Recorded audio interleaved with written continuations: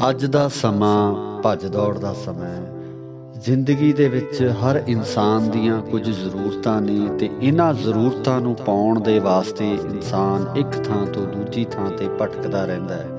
ਅਤੇ ਇਸ ਭਟਕਣਾ ਦੇ ਵਿੱਚ ਅਸੀਂ ਇਨਸਾਨੀਅਤ ਦਾ ਧਰਮ ਹੈ ਜਿਹੜਾ ਉਹ ਕਿਤੇ ਨਾ ਕਿਤੇ ਭੁਲਾ ਦਿੰਦੇ ਨੇ। ਕੁਝ ਇਨਸਾਨ ਇਸ ਤਰ੍ਹਾਂ ਦੇ ਵੀ ਹੁੰਦੇ ਨੇ ਜਿਨ੍ਹਾਂ ਵਾਸਤੇ ਇਨਸਾਨੀਅਤ ਸਭ ਤੋਂ ਵੱਡਾ ਧਰਮ ਹੁੰਦਾ ਹੈ, ਸਭ ਤੋਂ ਵੱਡਾ ਮਜ਼ਹਬ ਹੁੰਦਾ ਹੈ। ਇਸੇ ਤਰ੍ਹਾਂ ਦਾ ਹੀ ਇੱਕ ਇਨਸਾਨ ਨੂੰ ਅੱਜ ਅਸੀਂ ਤੁਹਾਡੇ ਸਨਮੁਖ ਕਰ ਰਹੇ ਨੇ ਜੋ ਇਨਸਾਨੀਅਤ ਦੇ ਧਰਮ ਨੂੰ ਸਭ ਤੋਂ ਵੱਡਾ ਧਰਮ ਸਮਝਦਾ ਹੈ, ਆਪਣਾ ਮਜ਼ਹਬ ਸਮਝਦਾ ਹੈ। ਉਸ ਇਨਸਾਨ ਨਾਲ ਗੱਲਬਾਤ ਕਰਦੇ ਹਾਂ, ਉਸਦੇ ਜ਼ਿੰਦਗੀ ਦੇ ਸਫ਼ਰ ਬਾਰੇ, ਇਨਸਾਨੀਅਤ ਦੇ ਸਫ਼ਰ ਬਾਰੇ ਅਤੇ ਉਸਦੇ ਵਿਚਾਰਾਂ ਨੂੰ ਜਾਣਨ ਦੀ ਕੋਸ਼ਿਸ਼ ਕਰਦੇ ਹਾਂ। ਆਓ ਲੈ ਚੱਲਦੇ ਹਾਂ ਤੁਹਾਨੂੰ ਉਸ ਨੇਕ ਦਿਲ ਇਨਸਾਨ ਦੇ ਕੋਲ।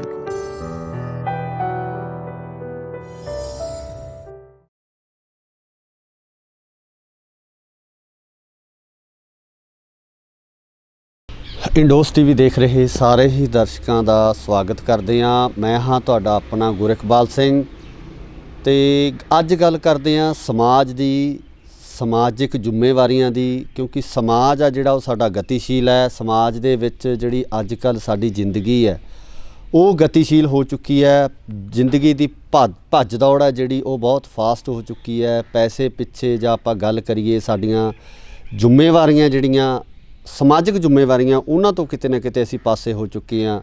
ਪਰਿਵਾਰਕ ਜ਼ਿੰਮੇਵਾਰੀਆਂ ਦੇ ਵਿੱਚ ਜਿਹੜਾ ਇਨਸਾਨ ਆ ਉਹ ਇੰਨਾ ਕੁ ਉਲਝ ਚੁੱਕਿਆ ਹੈ, ਇੰਨਾ ਕੁ ਉਹਨਾਂ ਦੇ ਵਿੱਚ ਫਸ ਚੁੱਕਿਆ ਕਿ ਉਹ ਇਹਨਾਂ ਜ਼ਿੰਮੇਵਾਰੀਆਂ ਨੂੰ ਨਿਭਾਉਂਦੇ ਆਪਣੀਆਂ ਜਿਹੜੀਆਂ ਸਮਾਜਿਕ ਜ਼ਿੰਮੇਵਾਰੀਆਂ ਉਹਨਾਂ ਤੋਂ ਕਾਫੀ ਦੂਰ ਹੋ ਚੁੱਕੇ ਨੇ। ਅਤੇ ਕੁਝ ਇਨਸਾਨ ਇਸ ਸਮਾਜ ਦੇ ਵਿੱਚ ਐਸੇ ਵੀ ਨੇ ਜਿਹੜੀ ਕਿ ਸਮਾਜਿਕ ਜ਼ਿੰਮੇਵਾਰੀਆਂ ਨੂੰ ਸਮਝਦੇ ਨੇ, ਆਪਣੀਆਂ ਪਰਿਵਾਰਕ ਜ਼ਿੰਮੇਵਾਰੀਆਂ ਨੂੰ ਨਿਭਾਉਂਦੇ ਹੋਏ ਆਪਣੇ ਸਮਾਜ ਦੇ ਪ੍ਰਤੀ ਜੋ ਉਹਨਾਂ ਦੇ ਫਰਜ਼ ਬਣਦੇ ਨੇ, ਇਸ ਸਮਾਜ ਪ੍ਰਤੀ ਜੋ ਉਹਨਾਂ ਦੀ ਲੋੜ ਬਣਦੀ ਆ ਉਹਨਾਂ ਲੋੜਾਂ ਨੂੰ ਵੀ ਉਹ ਪੂਰਾ ਕਰਦੇ ਨੇ, ਆਪਣੀਆਂ ਜ਼ਿੰਮੇਵਾਰੀਆਂ ਨੂੰ ਨਿਭਾਉਂਦੇ ਨੇ। ਐਸੇ ਹੀ ਇਨਸਾਨ ਸਾਡੇ ਨਾਲ ਅੱਜ ਮੌਜੂਦ ਨੇ ਜਿਨ੍ਹਾਂ ਨੂੰ ਅਸੀਂ ਤੁਹਾਡੇ ਸਨਮੁਖ ਲੈ ਕੇ ਆਏ ਹਾਂ। ਅੱਜ ਗੱਲ ਕਰਦੇ ਹਾਂ ਮਨੀਸ਼ ਪਾਂਧੀ ਜੀ ਨਾਲ। ਸਵਾਗਤ ਹੈ ਜੀ ਤੁਹਾਡਾ ਇੰਡੋਸ ਟੀਵੀ ਆਸਟ੍ਰੇਲੀਆ 'ਤੇ। ਸਤਿ ਸ਼੍ਰੀ ਅਕਾਲ ਜੀ ਸਾਰੇ ਇੰਡੋਸ ਟੀਵੀ ਦੇਖ ਰਹੇ ਦਰਸ਼ਕਾਂ ਨੂੰ ਮੇਰੇ ਵੱਲੋਂ ਪਿਆਰ ਭਰੀ ਸਤਿ ਸ਼੍ਰੀ ਅਕਾਲ। ਮਨੀਸ਼ ਜੀ, ਜਿਵੇਂ ਕਿ ਮੈਂ ਤੁਹਾਡੇ ਬਾਰੇ ਗੱਲ ਕਰ ਰਿਹਾ ਜਾਂ ਤੁਹਾਡੇ ਬਾਰੇ ਜਿੰਨਾ ਕੁ ਮੈਂ ਜਾਣਦਾ ਹਾਂ ਕਿ ਤੁਸੀਂ ਸਮਾਜ ਸੇਵਾ ਦੇ ਵਿੱਚ ਇੱਕ ਬਹੁਤ ਵੱਡਾ ਨਾਂ ਹੋ। ਕਿਉਂਕਿ ਬਠਿੰਡਾ ਜ਼ਿਲ੍ਹਾ ਦੇ ਵਿੱਚ ਜੇ ਆਪਾਂ ਗੱਲ ਕਰੀਏ, ਚਾਹੇ ਉਹ ਬੱਚਿਆਂ ਨੂੰ 5000 ਬੂਟ ਪਾਉਣ ਦੀ ਗੱਲ ਹੋਵੇ, ਚਾਹੇ ਉਹ ਆਪਾਂ ਗੱਲ ਕਰੀਏ ਕਿ ਸਨੇਕ ਕੈਚਿੰਗ ਦੀ ਗੱਲ ਹੋਵੇ, ਜਾਂ ਗੱਲ ਕਰੀਏ ਕਿ ਐਕਸੀਡੈਂਟ ਕੇਸ ਆ ਜਿਹੜੇ ਤੁਸੀਂ ਉਹ ਚੱਕਦੇ ਹੋ। ਸਭ ਤੋਂ ਪਹਿਲਾਂ ਤਾਂ ਤੁਸੀਂ ਆਪਣੀ ਸੁਸਾਇਟੀ ਬਾਰੇ ਕੁਛ ਦੱਸੋ, ਜਿਹੜੀ ਸੁਸਾਇਟੀ ਦੇ ਅੰਡਰ ਤੁਸੀਂ ਕੰਮ ਕਰ ਰਹੇ ਹੋ, ਜਿਸ ਸੁਸਾਇਟੀ ਦੇ ਨਾਲ ਤੁਸੀਂ ਇਹ ਸਾਰਾ ਸਮਾਜ ਸੇਵਾ ਦਾ ਕਾਰਜ ਹੈ ਜਿਹੜਾ ਉਹ ਨੇਪਰੇ ਚਾੜ ਰਹੇ ਹੋ। ਜੀ ਬਿਲਕੁਲ, ਪਿਛਲੇ 12 ਸਾਲਾਂ ਤੋਂ ਅਸੀਂ ਇੱਕ ਜਿਹੜਾ ਆਦਰਸ਼ ਵੈਲਫੇਅਰ ਸੁਸਾਇਟੀ ਰਜਿਸਟਰਡ ਬਠਿੰਡਾ ਦੇ ਨਾਂ 'ਤੇ ਇੱਕ ਝੰਡੇ ਹੇਠ ਕੰਮ ਕਰ ਰਹੇ ਹਾਂ, ਜਿਹਦੇ ਵਿੱਚ ਕਿ ਅਲੱਗ-ਅਲੱਗ ਤਰ੍ਹਾਂ ਦੇ ਕੰਮ ਜਿਹੜੇ ਹੈ ਉਹ ਸੁਸਾਇਟੀ ਦੇ ਮੈਂਬਰਸ ਵੱਲੋਂ ਕੀਤੇ ਜਾਂਦੇ ਹੈ। ਅਹੁਦੇਦਾਰੀ ਜ਼ਰੂਰ ਮੈਨੂੰ ਐਜ਼ ਏ ਪ੍ਰਧਾਨ ਦੇ ਤੌਰ 'ਤੇ ਇਹਦੇ ਵਿੱਚ ਜਿਹੜਾ ਬਣਾਇਆ ਹੋਇਆ, ਪਰ ਨਾਲ ਜਿਵੇਂ ਸਾਰੇ ਮੈਂਬਰਸ ਜਿਹੜੇ ਹੈਗੇ ਆ ਉਹਨਾਂ ਦਾ ਹਰੇਕ ਥਾਂ 'ਤੇ ਹਰੇਕ ਜਗ੍ਹਾ 'ਤੇ ਆਪਣਾ ਜਿਹੜਾ ਇੱਕ ਹੈ ਕੰਮ ਹੈਗਾ। ਜਿਵੇਂ ਤੁਸੀਂ ਸਨੇਕ ਕੈਚਿੰਗ ਦੀ ਗੱਲ ਕੀਤੀ ਤਾਂ ਉਹਦੇ ਵਿੱਚ ਸਾਡੀ ਇੱਕ ਅਲੱਗ ਟੀਮ ਹੈ। ਰੋਡ ਸਾਈਡ ਐਕਸੀਡੈਂਟ ਚੱਕਦੇ ਉਹਦੇ ਸਾਡੇ ਕੋਲ 2 ਐਂਬੂਲੈਂਸਿਸ ਹੈਗੀਆਂ, ਉਹ ਅਲੱਗ ਕੰਮ ਹੈ।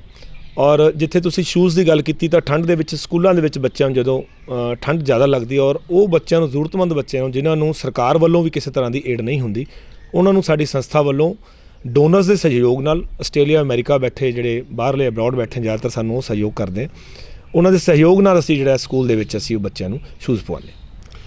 ਜਿਹੜਾ ਇਹ ਤੁਸੀਂ ਇਹ ਕੰਮ ਸ਼ੁਰੂ ਕੀਤਾ, ਜਿਹੜੀ ਤੁਸੀਂ ਸੰਸਥਾ ਦਾ ਆਦਰਸ਼ ਵੈਲਫੇਅਰ ਸੁਸਾਇਟੀ ਦਾ ਦੱਸ ਰਹੇ ਹੋ ਜਾਂ ਨਾਮ ਲੈ ਰਹੇ ਹੋ, ਇਹਦੀ ਹੋਂਦ ਵਿੱਚ ਕਿਸ ਤਰ੍ਹਾਂ ਆਈ? ਕਿਸ ਤਰ੍ਹਾਂ ਤੁਹਾਡੇ ਦਿਮਾਗ ਦੇ ਵਿੱਚ ਇਹ ਚੀਜ਼ਾਂ ਆਈਆਂ ਕਿ ਸਮਾਜ ਵਾਸਤੇ? ਕਿਉਂਕਿ ਜ਼ਿੰਦਗੀ ਦੀ ਭੱਜ ਦੌੜ ਦੇ ਵਿੱਚ ਅੱਜ ਇਨਸਾਨ ਇੰਨਾ ਉਲਝ ਚੁੱਕਿਆ ਕਿ ਆਪਣੀਆਂ ਪਰਿਵਾਰਕ ਜ਼ਿੰਮੇਵਾਰੀਆਂ ਨੂੰ ਪੂਰਾ ਨਹੀਂ ਕਰ ਪਾਉਂਦਾ, ਅਤੇ ਜਿਹੜੀਆਂ ਸਮਾਜਿਕ ਜ਼ਿੰਮੇਵਾਰੀਆਂ ਉਹਨਾਂ ਦੇ ਵਿੱਚ ਜਿਹੜਾ ਆਪਣੇ ਫਰਜ਼ ਬਣਦੇ ਆ ਉਹਨਾਂ ਨੂੰ ਪੂਰਾ ਕਰਨ ਵਾਸਤੇ ਇਹ ਚੀਜ਼ ਤੁਹਾਡੇ ਦਿਮਾਗ ਦੇ ਵਿੱਚ ਕਿਸ ਤਰ੍ਹਾਂ ਆਈ? ਕਿਸ ਤਰ੍ਹਾਂ ਤੁਸੀਂ ਸੋਚਿਆ ਕਿ ਸਮਾਜ ਵਾਸਤੇ ਵੀ ਕੁਛ ਕਰਨਾ ਚਾਹੀਦਾ?